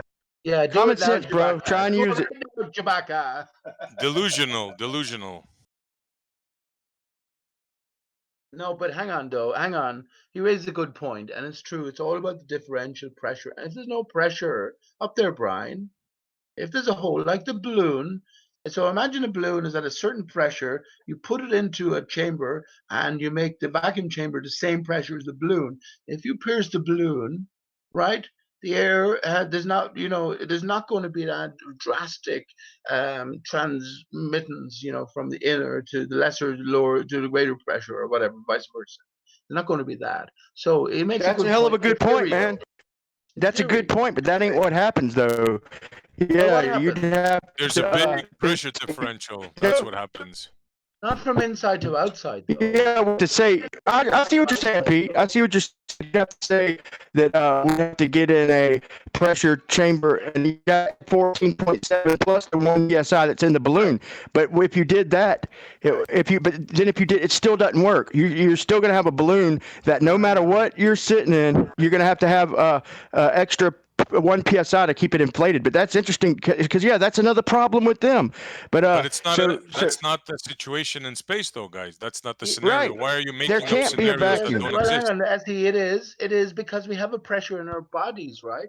We have a pressure in our bodies. So if his thumb is capable, the guy in the ISS who's blocking the hole, if his thumb is capable because of its exerted pressure, right, of withholding the sort of lack of pressure from without, no matter how fast you're moving, there's still a minimal amount of pressure. I think it could conceivably be possible, right? Yeah, but think Pete, about this for a second, Pete. Hang on, why did you laugh? Hang on, Brian. Why did you laugh, SC Montreal? No, I'm not laughing. You're saying that it's possible that they could have blocked the hole in the ISS with their thumb. That what you just why said? did I say it was conceivably possible, though? Why did you say that? Yes. I don't know. I'm assuming you've been drinking a lot or I was something. talking about why I was saying that, SC Montreal. No, hold on. You're creating a pressure, equal pressures. Is that under that scenario? There's no pressure outside. There's a minimal pressure inside. So that variance isn't so great it's conceivably possible that we can throw our minds that way, that it wouldn't be that much of an encumbrance to block that hole, considering we have a pressure in our own bodies, right? There's a pressure that's enacting within. Yeah, Yeah, but, Why you laugh? but Pete, inside the ISS, it's 14.7 psi, right? Now outside is like I think they say it's like 14. sorry, yeah, excuse me, yeah, yeah. And now outside is a vast difference, right? Sure. So any hole would be catastrophic, big time, submarine Right, like catastrophic. Yeah, but hang on, submarine. Think about In submarine reverse, where you have. in reverse. But hang on, Montreal. Hang on, please. Think about, you just mentioned submarine yourself. You were after bringing a complete opposite scenario into place where you have maximal pressure from the water exerting from outside, especially at greater depths. When you go up to higher space, they say there's no pressure outside, right? No, they say the pressure is minus 17 torr, 10 to the minus 17 torr is what they say. Which is still positive pressure. Look, the whole ISS is idiotic, okay? First of all, the cupola. They have 7 windows, right? Each window has a dynamic ring that goes from inside to outside with 2 O-rings, rubber O-rings, okay? That is impossible. Yeah, not possible. That cannot happen. Just that blows the ISS out of the water. I don't have to say anything else. I know that. I know that's all bollocks. I'm just saying regarding the question from the super chat, is it theoretically possible? So I'm saying it is, because unlike your underwater hole in the submarine example, we have massive pressures pushing from inside to try and equalize. When you're up above, they're saying that there's no pressure or very little pressure, right, as a counteracting force. So it would be very easy, considering we are pressurized systems ourselves and our bodies, to put your thumb up and oppose that no pressure. That's all. Bollocks. It's not no pressure. I know that, though. I know it's bollocks. The ISS isn't true. It's all mental exercise. This is what they tell us with the heliocentrism. But let's think about this, y'all. Go ahead, Jeremy. I was gonna say I've never even looked it up till just now when you guys were talking, because I was about to say, yo, you guys are wrong. The pressure inside the ISS isn't 14.7, because I mean the Globers have always told me it's lower. That's why they didn't need those thick walls. No, it's atmospheric pressure. Yeah. It's a little bit lower though, but let's think about this for a second. Exactly that. Okay, let's think about this for a minute. Okay, so if we put up a high altitude balloon, okay, it does expand, right? But nothing like it would in a vacuum, but it does expand. So it goes between 2 and 3 times its original size before it pops, okay? But if we think about this though, okay, like let's think about the balloon we put in the liquid nitrogen. Okay, it's not really the liquid nitrogen that made it deflate, but it's the temperature, and that's just a quick way of doing it. So if anybody hadn't seen it, you take a balloon, and a regular balloon, you inflate it, you put it in liquid nitrogen, and it just deflates, and it looks like inverted. I mean, it just completely deflates instantaneously, right? And then they take it out of the liquid nitrogen, and it almost instantaneously just blows back up. So that means that so what happened to that air? Okay, it's still in there. So what happened to it is it can't be amount of atoms or molecules bouncing around, because what did they do? What did they do? Disappear? So the air basically has to just shrink, you know? Hang on, Brian. You like this, Brian? What is air composed of primarily? Who cares? I was gonna ask.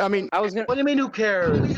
Yeah, I know that sounded smart ass. I didn't mean to sound smart ass like that, but I meant for what I'm talking about. Like if we think about it, so in other words, my point being is that there could be the same amount of air up there. It's just getting colder and colder, like the balloon in the liquid nitrogen that deflates. In other words, it's just colder. In other words, But they say that up there, but once it hits a certain temperature, you know, the physics. so the physics has to change and up there. So if it is helium, helium-3 is the gas that they use to make that superfluid, that starts acting funny, and it's like a fifth state of matter and everything. And they might not have been lying so much back in the day. I was just wondering real quick. Hey, let's let Jeremy get in here for a minute. He hasn't had a chance at all. Let him get a word in here. Go ahead. That thing you said with sticking a balloon in the liquid nitrogen, could you do that with helium or just regular air? Any kind of gas to my, but I'm not 100% sure of that. But I think any kind of gas. What's air made of, Brian? It wasn't a gotcha question. It was just, anyone here? What are we told air is made of? Gas molecules. Yeah, but come on. Mostly not, like 70-something% nitrogen, about nitrogen, such and such. Brian. Exactly, Brian. 70% nitrogen. So we're putting something of a similar kind into something of a similar kind. No. But we're getting this massive sort of decompression, if you want.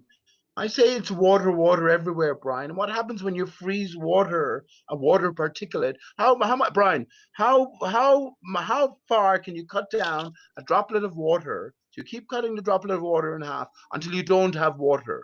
I say you can't do it. So it's all in degrees. Right? I can't argue that, Pete. I can't argue. I see your point. I like it, but at some point, if the water does cut off, let's just say the water cuts off at where it's livable.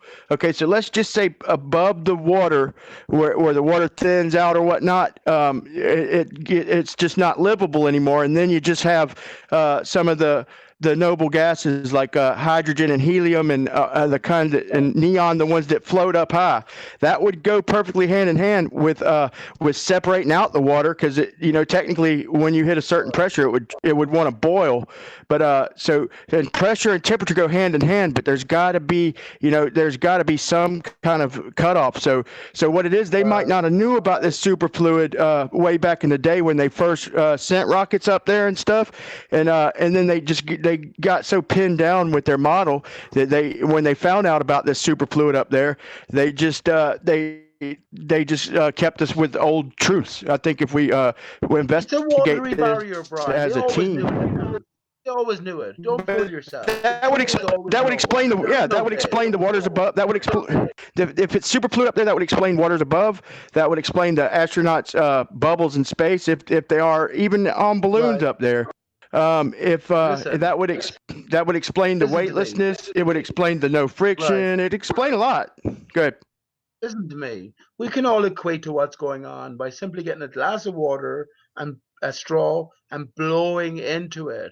Maintain at a consistent level. You can all imagine this anyway. That bubble, that airflow inside, and then you create a divide within the water. This is what's going on. So all of that superfluid, and Brian, all the plasma talk.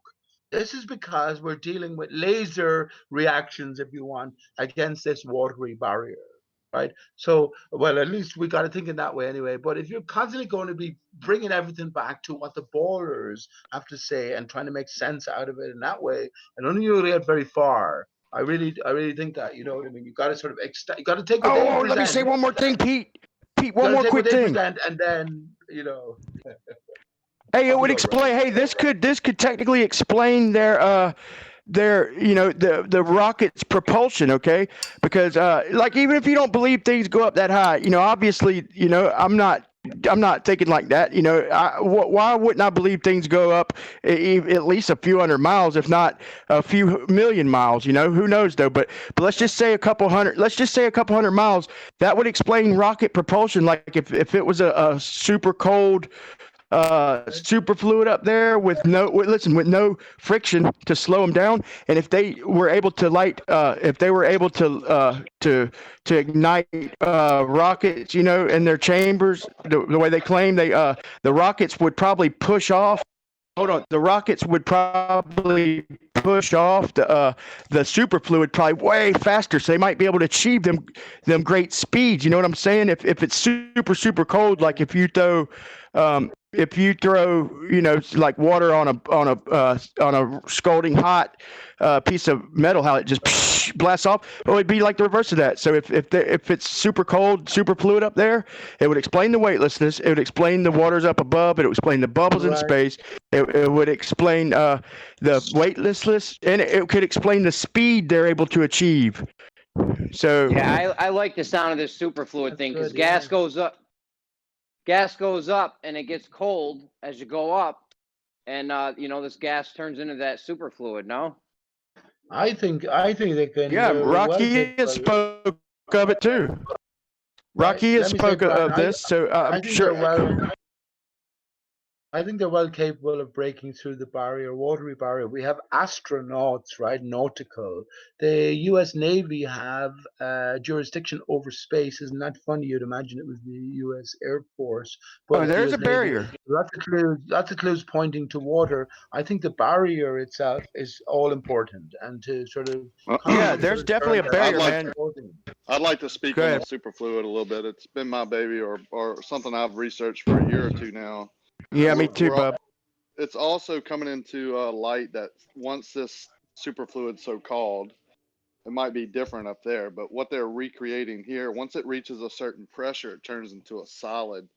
So let's just say, right, helium being produced, and where is it all going? Well, if it's getting to that pressure and temperature, turned into a superfluid, then into a solid, that could be creating whatever structure might be up there. Now that's a lot of hypothetical, right? But it does add up in certain, layman's terms, I guess. The helium's going up. We know it's cold. There's pressure, blah, blah, blah. So it adds up perfectly, man. Yeah, there's studies being done. So. And I'm gonna say this: they try. Hold on, Pete. Hold on. They try and tie it into the Einstein-Bose condensate when they're talking about the theoretical. But see that don't let them take you down that road, because that there is microscopic particles, and they have done it with like actual fluids, like a liter of helium-3. I'm not talking about the similar Einstein-Bose condensate theoretical junk that they're talking about. This is reality, man. And the first time I heard about it from Rakia, and I put some thought into it. I seen globe busters, and I'd already thought about that, about the way things seem to layer out. Helium obviously goes up, so oxygen, water, whatever, there seems to be a limit where the water, where it stops going higher, man. But the coldness would create a layer. But this is what I wanted to say. So if you look at Emma, I want to say Mia's new pair of glasses, she does a video with the rockets, and they seem to be bouncing off something, and they seem to be hitting a layer. And she showed how they progressed and getting in that layer and the technology they have used to penetrate it. And it's real good. So everybody check that out if you hadn't seen it. Mia's new pair of glasses. Check that one out. That's on YouTube, Brian. Mia's new pair of glasses. Yeah, that's a good channel. That is right. And when you add all the electrical components to our upper atmosphere, and then you can get into some real fun stuff, right? I like to think about the electrical forces up there. I like to speculate at the stars being sonoluminescence, and if they were in this superfluid, what kind of refraction would you get with that? Could sonoluminescence happen in this kind of medium? Those are fun questions. Now we're talking, man. And if everybody starts thinking about this, it makes too much sense, because look, I mean, there can't be a vacuum that strong, especially that just kills everything. Even if it kills flat Earth, it kills the heliocentric model. It's a model killer, man. There can't be a vacuum up there. And if they didn't know about it back then, why would they know about it? They just know that they hit a point of weightlessness, and where they could go faster, let's say, so they just with no viscosity. So they didn't know about the superfluid then, so it's very, very possible. It's actually likely, in my opinion. Good stuff. Great discussion. Okay. Let's see here. What do we want to talk about now? Anybody have anything else to say about the superfluids or the pressure differential stuff? No? Okay. I kind of wanted to go around and see what. Brandon, I'd like to say something about pressure. Yeah, go ahead. We're in the process of working with engineers to build an airplane. So it's a turbo diesel pusher. You can look it up. It's called the Raptor. And it's being it was designed and developed by a group that just wanted to give a low-cost airplane that would be pressurized, go up to 30,000 feet, be a 6-seater, so forth and so on. And my brother put a deposit on one, and we're in, he's in the process of helping him build. As an owner-operator, you get to go, tour the facilities, blah, blah, blah. So we've gone over there several times. And one of the toughest things that they had a challenge with was the pressurized cabin. And this is what limits airplanes a lot. So they talk about the fuel mixture and lift and all that, but pressure is one of the huge factors when designing aircraft. And to go over 30, 40,000 feet, you better be right on the money, right? Or it's instant death. So when you see those airplanes that go 60 and 70,000 feet, you see what happens to their seals and their tanks, and it's all type of special things. Are you telling me they're going how many miles up again? It ain't happening, son. It ain't happening. No chance in hell, bro. Humanly impossible to create something right now to go to those heights, because once you get to 60 and 70,000 feet, you can research those planes yourself, right? That were developed with no budget in mind, that were developed by our most technological people that can't hold fuel in the system, can't hold oil, can't hold grease, they can't create seals and systems to make this thing be able to go fly without leaking because of The the SR-71, Rakia. It doesn't Right, matter. SR-71. Any plane, yeah. But The especially SR-71 has a lot now, to do with the speed, though, right? The speed Yeah, the heats up friction so much, and heat and all that. The expansion. I'm with you on that. The expansion is pressure, right? It's not Right. just heat. How high do pressure you think a also. rocket can go, Dave? How high do you think a rocket can go? Till it hits the barrier. Yeah, I would say we're looking at some lower altitudes than we know. I think everything is a lot closer, right? Sun, moon, stars, all the rocket stuff. I think agree. It's just an illusion when we look up into that medium. I see I'm not too far from where they launch, man, and I'm gonna tell you that something's going on up there. But when you film them and do time lapse, it's a parabolic, it's a arcing, and I was trying to tell them, look, the way like even clouds go off straight in the distance and they drop down at a straight angle. The sun, it comes up and then it goes out, it goes off, and whether it's setting whatever, it goes in a straight line. An airplane gets to you and then it goes off the distance at a straight line. That if the rockets were going off in the distance even, then we'd get a straight line like we do with the sun cloud. So, but if they were still going up and away, then they would at least give somewhat of a straight. In other words, it's arcing down so that it has to be losing altitude. But I was just wondering how high, because I've seen footage from like 30,000 feet, and the rocket did go higher than that plane, but it didn't seem to go that much higher. And then they always cut the footage off. Like, why can't we? What's the big damn secret? Everything is so secretive. You could always find deception hiding right behind the whispers. What's the big secret of why do they always cut off the film, the footage when they get a certain height, man? You can't take perspective out of your logic, though. Perspective is a key. When an object above you is going away from you, of course it's going to appear to go lower. So just be careful with that. But I was off the coast of Cape Canaveral 6 years ago, and what they did was they set a parameter. We couldn't go within that, I think it was 25 miles, whatever, it was basically a circle. And what we did, we had to download update on our navionics, and it just gave us a parameter that we had to stay out of. But there were several boats out there during the launch, and it basically, you could see the launch take off, all the smoke trails, and then it came over you. But it did appear to level out and go horizontal to us. Now, at that time, I was, I love space. That's why we were there, right? We were watching the launch. But I believe they were just doing that to get into their trajectory to go out into outer space. But I don't believe that anymore. I love those. The last launch, the commemorative launch. I hear you trying to get in, Jim, but one more thing. The last launch, they had this shuttles, and it was at night, so you got that illuminated flare and behind it that looks crazy. That to me could be it trying to penetrate a layer up above. But besides that, I'm filming it, and I didn't recognize this until like the next day. But I'm looking out my front door, right, and this thing is coming directly up the coast. I'm about 140 miles north of the launch sites, and it's coming directly up the coast, right? And I just so happened to, it was in the middle of my wires that are out in front of my house, so the wires are parallel, just running side to side, and so this rocket thing starts off like in the close to the top wire, or the next to the top wire, and it seems to be going directly sideways to my vision. So perspective, what a real big, but you could see it dropping when you watch the video. You could see the wires, the parallel wires sitting there, and it works its way down before you lose it in the trees. It works its way down gradually down to the down 2 more wires. So it's can't be getting higher, you know. I love those.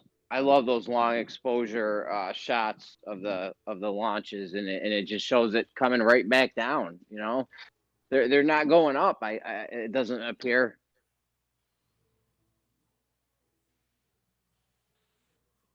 I lost you, man. But I got no reason to doubt that the Go Fast rockets were accurate, you know, and they supposedly went up about, I think, 60, 70 miles, man. They I were don't amateur. believe that for 1 minute. You do the calculations, the amount of fuel, you know, the miles per hour to have to attain to get 75 miles up in the time of the flight. Bullshit. Total bullshit. 100% bullshit. That rocket didn't go 70 miles up. No way, no way, Jose. Dream. It's a 5-inch rocket. There's no way it's going 75 miles up, 72 miles up.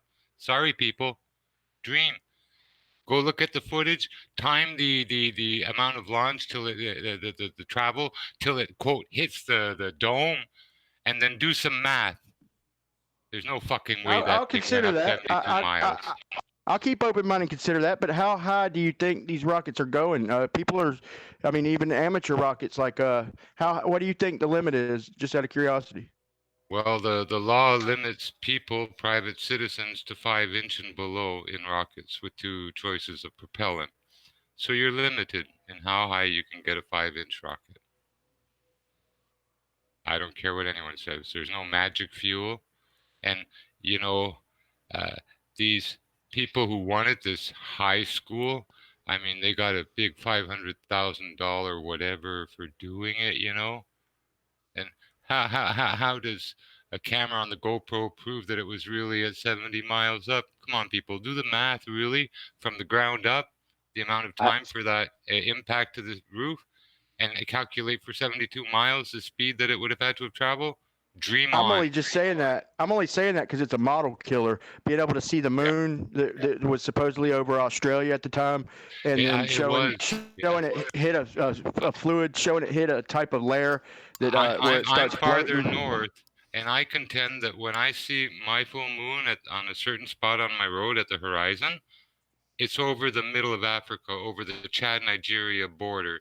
So when that Go Fast went up and saw the moon over Australia, there's no question the moon was over Australia. And it's okay. Well, yeah, but let's say the balloons. What's the record balloon? What is it, like 35 miles or something? The record balloon launch, or the record amateur balloon launch, I think is like 30 miles or like 150. 120,000 feet or something.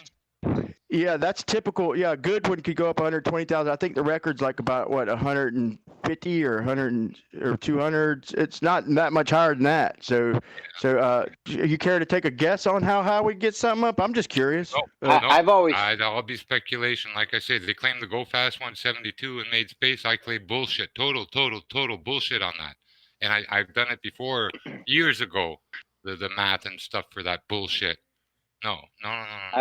I've always thought of sending a balloon up, and then when it pops, you have a rocket on it, and then you launch the rocket off of that. That gets you up there pretty high, no? Or is that too crazy? Too unpredictable. But you know, there's another thing when they say there's a gradient of pressure, the higher you go. There's a definite relationship between pressure and temperature. They're joined at the hip. And the colder the air is, the less water it can hold. Water contributes a lot to the mass of the air or air mass. When Yeah, there's that's more what I meant. Like, it humidity in can't the be. air, there's more weight to the air. Yeah, that's what I meant. Like, it can't be just the pressure, because the balloon doesn't expand that much when No, it you're pops. right. It maybe doubles in size, but they show the pressure at like point Pressure 3 or something like that. reduces as I don't temperature believe their drops. gauges. Yeah, pressure reduces as temperature drops. So you can have so much pressure in a cylinder, you reduce the air temperature around it, and as the gas and air is cool inside the cylinder, the pressure goes down. That's why in propane tanks and everything, they never fill them full. So there's room Right. for So the gas is still up there. The gas is still up there. It's just proportionately cold. And yeah, I'm with you 100%. And less volume and less pressure. That's But why it my doesn't brain mean just it graduated to a vacuum. my brain is, for some reason, it has to try and make sense of it. That's why the superfluid it explains so many. It explains everything, really, all the anomalies that and the lack of a vacuum. You know, we don't need a vacuum anymore. Yeah, I ain't gonna go through it all again, but yeah, I find myself speculating a lot. As far as practicality goes, a Delta plane flyer can only go up to 15,000 feet, or he has to have kind of really good equipment to not freeze to death. So that's the limit for people. Even with, if we had wings, we'd probably only be able to fly to 15,000 feet.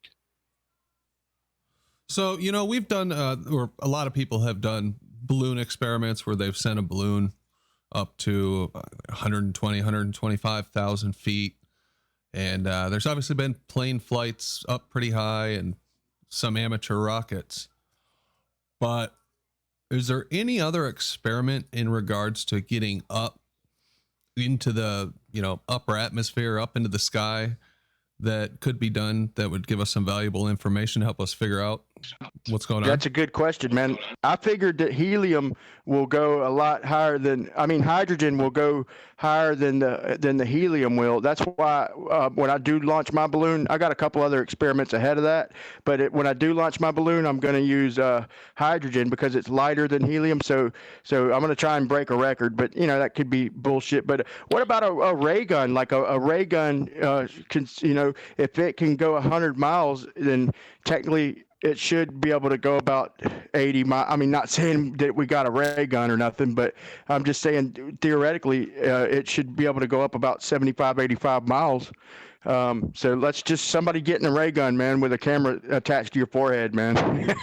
I mean, like I said earlier, Brandon, one of the best things I've heard of was something Ranty mentioned about, you know, taking a picture of the moon, going up in a balloon 100,000 feet, taking another picture, and then if the moon's smaller, that would you know, blow their whole paradigm apart pretty much. What more do you that's need? realistic.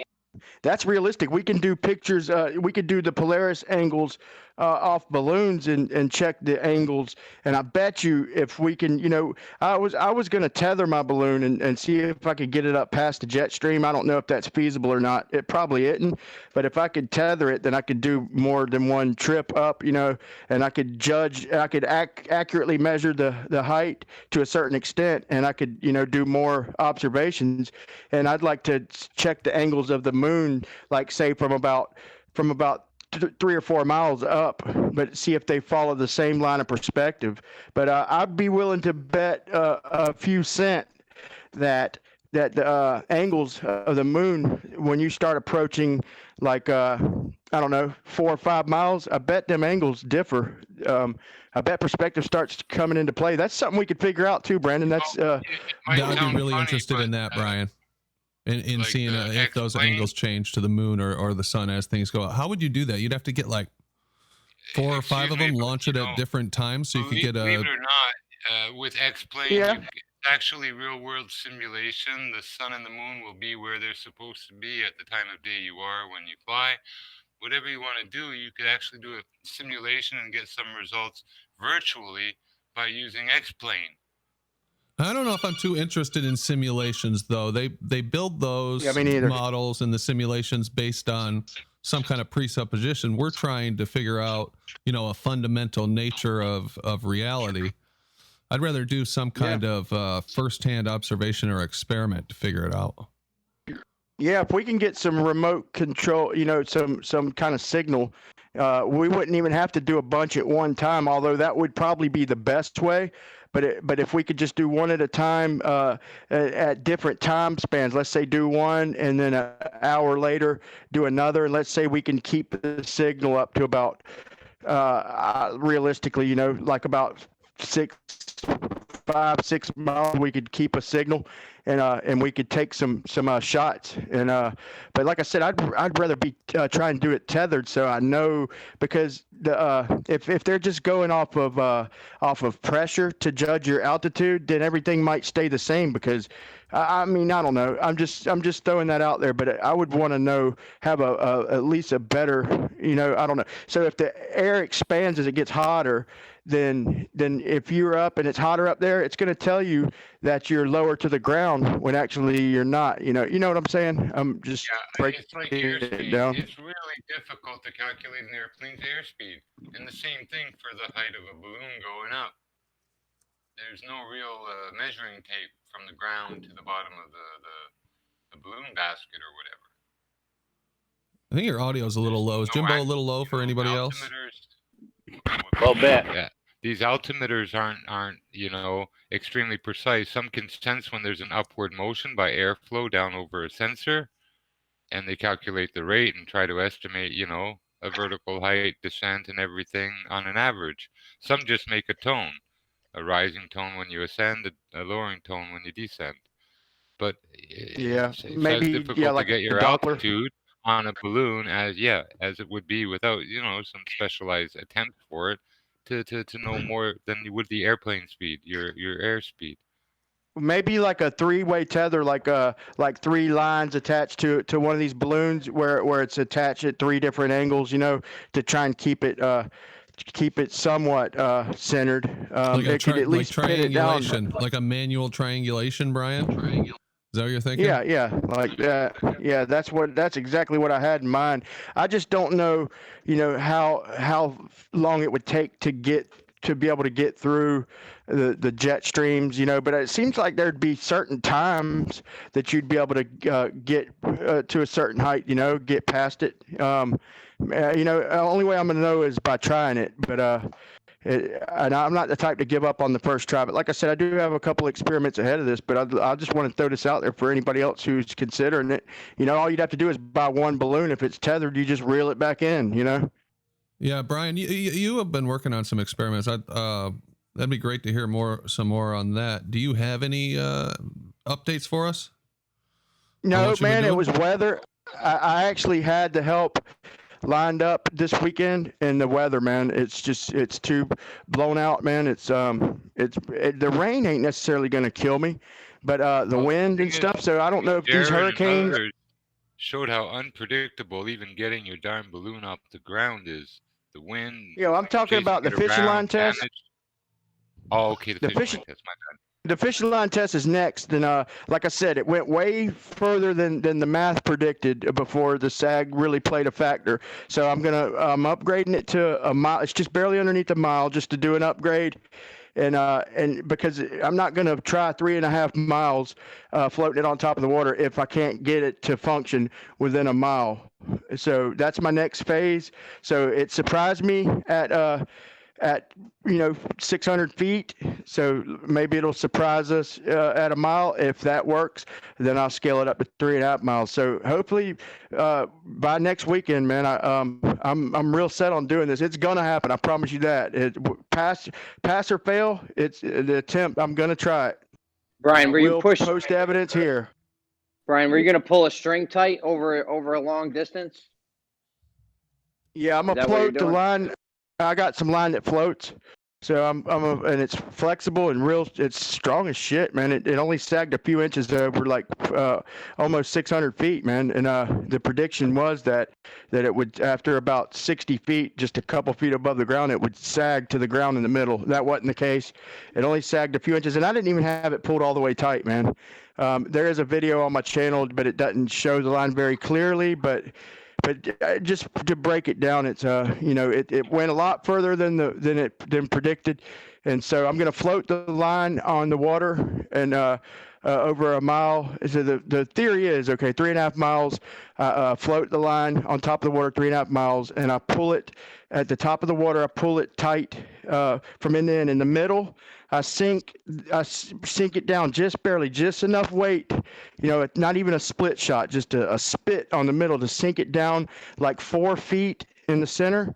So when I go to pull it tight, if the water is curving, it should try to pull downward. When I pull it tight, I'm going to pull it and let the slack catch up, and slowly pull it until it snaps if necessary. But if it nudges upwards, then obviously the water is not curving, which my common sense tells me the water's flat. Everything I believe in tells me that the water is not curving. But this is the only thing I can come up with as far as a mechanical test. It doesn't involve sag, and it doesn't involve optics and all this other shit.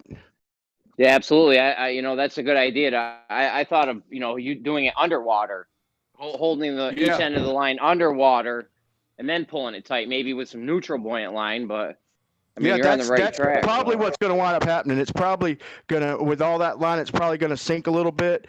And but yeah, it's going to take out, it's going to take away the sag factor. If the line's trying to float, and I can put little floats periodically or sinks, periodically. That's going to make it a big pain in the butt, but it is possible to work something out like that. Depends on what you're willing to go through. But I want to, and when I get the results though, I'm going to present them here. So I mean, I would just try to pull it tight, because a buoyant line that only helps if you're holding it underwater. That only helps the globe. So if it's still reading flat, they have no reason to cry afterwards if it's a buoyant line. So yeah, there's got to be some way of doing it. There's a problem. Here's the only problem is if let's say if I stretch a line out and I'm floating it or either I got each end right dead even with the water, and let's just say I have the middle sunk down 2 feet, 2 feet where the water should be curving down about let's just say around 5 feet. So theoretically, I say I pull it tight. If it even nudges upward, it doesn't have to come all the way to the top. If it even gestures upward, it's gonna say that the water is flat. But that doesn't rule out concave. So I'm not saying the Earth is concave, but technically, it does not rule. If it gestures upwards, that rules out globe, but it doesn't rule. It narrows it down to flat or concave. Brian, if you could rule out globe, that would be plenty of enough, dude. I'd feel fine going against the concave. I'd feel fine going against if concave Earth was our only competition after that. I think we'll be okay. Yeah, I'd still love to hear more about the concave Earth theory, but I've looked into it, haven't been able to find anything of substance. I've been pointed towards a couple of people. I just really couldn't find anything that reached out and grabbed me. But try and find the experiments with the plumb bobs, man. There is some evidence. I'm not sold on it, but there is a couple compelling tests with the plumb bobs and the old mine shafts. Yeah, I did read that, but that's kind of hokey. Because if you look at the background on it, and they say, well, the original documents were lost, and then it was contested, and there's not that much information about it. But if you have a good source, I'd love to see it, because that is an interesting experiment. Man, you could bring up the argument. My wife believes the Earth is concave, and I mean, she's not diehard argue all night, but she's brings up the point that an airplane, is always pitched upward. That's interesting. 2 to 3 degrees. Well, nothing says that the land is perfectly flat, right, Brian? I mean, it could be, sloped down everywhere from the North Pole down, or sloped up or something. Who knows? It doesn't have to be perfectly flat. I give her that, just not to argue with her. I give her that, like maybe it is slightly concave, but I tell her that, but the water, it just seems like it would have to be rest. But then again, if there could be a kind of force to push the water down, it's more realistic than gravity, But I give her that little bit just for the sake of not arguing with her, that maybe it is a little bit concave, like higher around the edges. But I don't know. It's a tough one. That's hilarious. least So with in your concave- household, you've got. I'll let you have the mic in a minute, Jeremy. So in your household, you've got a flat earther and a concaver. You and your wife. A concave earther. Is that right, Brian? Oh, what happened? Can you guys hear me? Yeah, I hear you. He might have got it. Oh, he got I can disconnected. hear you. Okay. Oh. All right, no problem. Well, listen, guys, it's 7:50. I'm going to Sorry keep it. about that, man. Oh, Brian, I was just sorry saying. about that. So in your One house, little quick comment. So in your house, Yeah, you've man, got a concaver and a flat earther, huh? You and your wife? Yeah, I'll be honest though, man, I'm more of a show me, man. I'm having a hard time thinking that water does anything but lay level at rest. And I'm more of a show me though, but I still want to do these experiments because I reserve a little bit of doubt, just in case. But I'm solid on the fact that even if the Earth turns out to be a globe, in my mind, a very small percent, like 1%. But if it does turn out to be a globe, I'd still argue till I'm out of breath that we're stationary. But that's my argument. Yeah, you'll have a hard time. Anybody will have a hard time convincing me that we're moving. But go ahead, Jeremy. Yeah, real quick, just 2 points I give concave Earth. One, they have their gas pressure contained. So, I mean, they got the globe beat on that. And then, I mean, perspective's working for them. You look out into the ocean, it looks like the water's rising. That's all. No, that is a good point. It does kind That's of a good visually one. look like everything's ramping up away from you. Yeah. All right. Well, that's listen, that's where the mirrored water layer back in 2016 over an extended span killed all globular models of Earth. Both the convex and the concave, right? Because why? The horizon is an illusory horizon over a flat Earth expanse, Brandon. We'd expect it to rise to eye level, which is what Rumpus and George will admit as well, right? So yeah, that's that as well. All right. Thanks, Pete. Okay, so listen, guys, it's about 10 to 8. We're going to go ahead and go around and do last calls. Keep it at a 3-hour show. Hopefully tomorrow. There has been some audio lagging or some lagging period. So I do apologize for that. Might just need to tweak my levels or whatnot. But let's go around and then I'll say my final thoughts and we'll call it a night. How about we start off with you, Brian? Go ahead.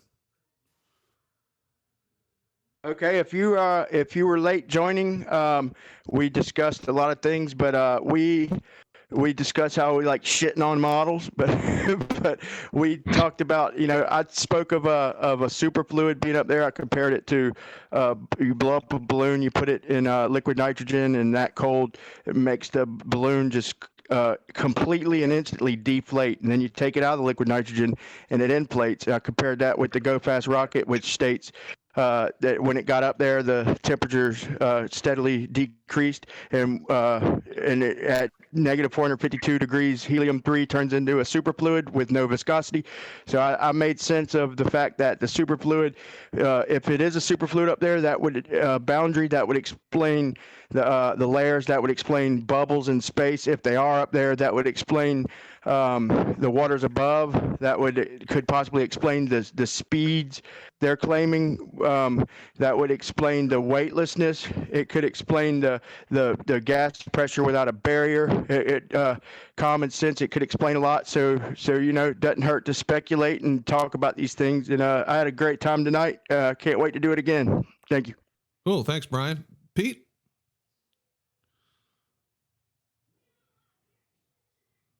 Pete, you got a chance. Okay. Sorry, just coming off mute. Well, yeah, very interesting, Brian.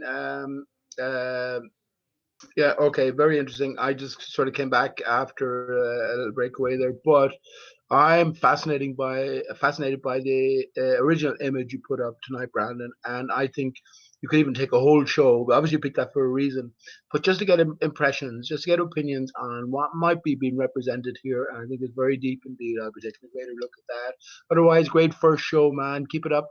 And let's dwell more so on what actually is as opposed to what isn't. That's what I would say. We know well enough what that is. So cheers. All right. Thanks, Pete. Jeremy.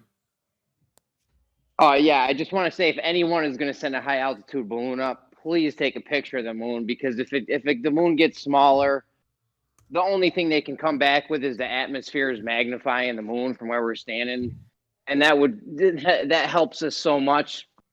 So keep that in mind. Thanks. All right, cool. Thanks, Jeremy. Jimbo. Well, just the point that air temperature and pressure are related, directly related, and like you said, it is a good reason why there's a so-called gradient up towards higher elevations.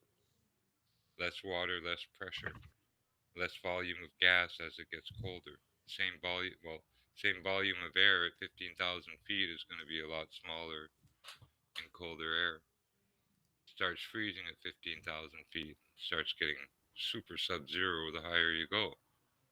Like we're talking minus 50, minus 80, minus 90. Wow. There's no water in minus 90 air. All right. Thanks, Jimbo. Appreciate it.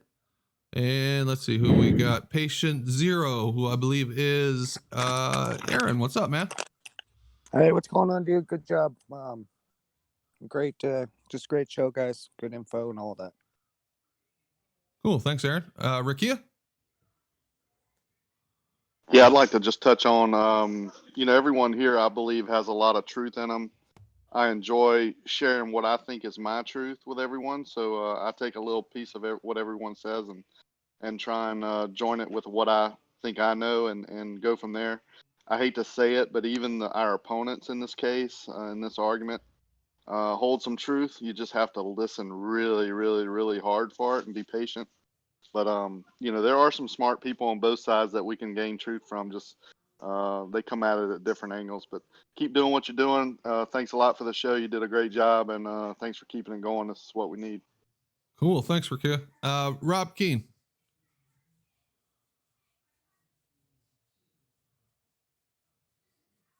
Hello?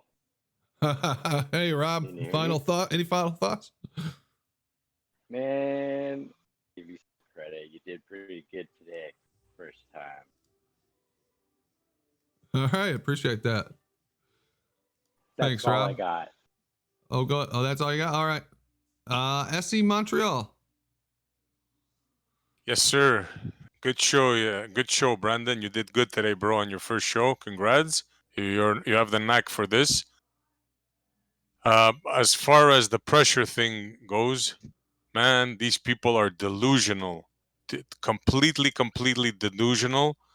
Just everybody Google pressure, low pressure, high pressure, ultra high, extreme high, and see what kind of machinery it takes and what kind of seals, metal seals, and all kinds of. These people have absolutely no clue when it comes to pressure. Peace out, everybody. When you can use a vacuum and a suction cup to lift a 30-ton object, you got to wonder. Yeah, exactly. Yeah, we should bring up like some of that old footage that's been on Globebusters or something sometime. It's interesting stuff. All right, thanks, Essie. And we got Bob. Final thoughts, Bob. Man, you killed it, man. I didn't hear anyone yelling about our star just being revealed. Rumpus didn't call anyone any rude names or scream about the books and what they say. What is this show even? No, it seemed like it went pretty well here. And I don't really have anything to add other than that. It seems like it went well, and hopefully it continues to go well. Hell yeah. Yeah. Where were all the ballers tonight? I was hoping we'd get somebody that would drop in. I don't know. Hopefully they will in Maybe the future. they're waiting to see how Maybe you it's are, got measuring you Aristarchus before they get in. Maybe it's got for Aristarchus the real Bob Dole because you don't know what the fuck I'm talking about, right? Oh no. Shots fired. Well, All hang right. on, Brandon. It's fucking true, though. These are developed thoughts on a flat Earth mindset. Yeah. All right. And you burn it so much, people just tune Yeah, it there out. goes Jimbo. There goes Jimbo. Tell us about Ether, Jimbo. All right, guys. I'm going to go ahead and just say my final thoughts now. I do appreciate everybody showing love up all for of you for guys. the final meeting. You guys did a great job. I really appreciate it. I appreciate you guys showing up. Good stuff. Great great discussions. And thanks, Ranty, for the what is it called? The confidence and let me run the show so we can keep it going and you can have a don't nice, need you, good Ranty. rest. and it'll be an interesting 4 months. I'm sure that it won't be as uneventful as tonight, but I still thought it was pretty damn good, even without all the yelling. I was great. Yeah. Great. Yeah. And thanks for the super chats, everybody who contributed to the show. Appreciate it. All right. Support Have a what good you night, love or guys. it goes away. What's that, Rob? Support what you love or it goes away. That's right. Support what you love or it goes away. So thanks, everybody. And we will see you hopefully tomorrow. In fact, for sure tomorrow. See you tomorrow. Same time, same place. See you.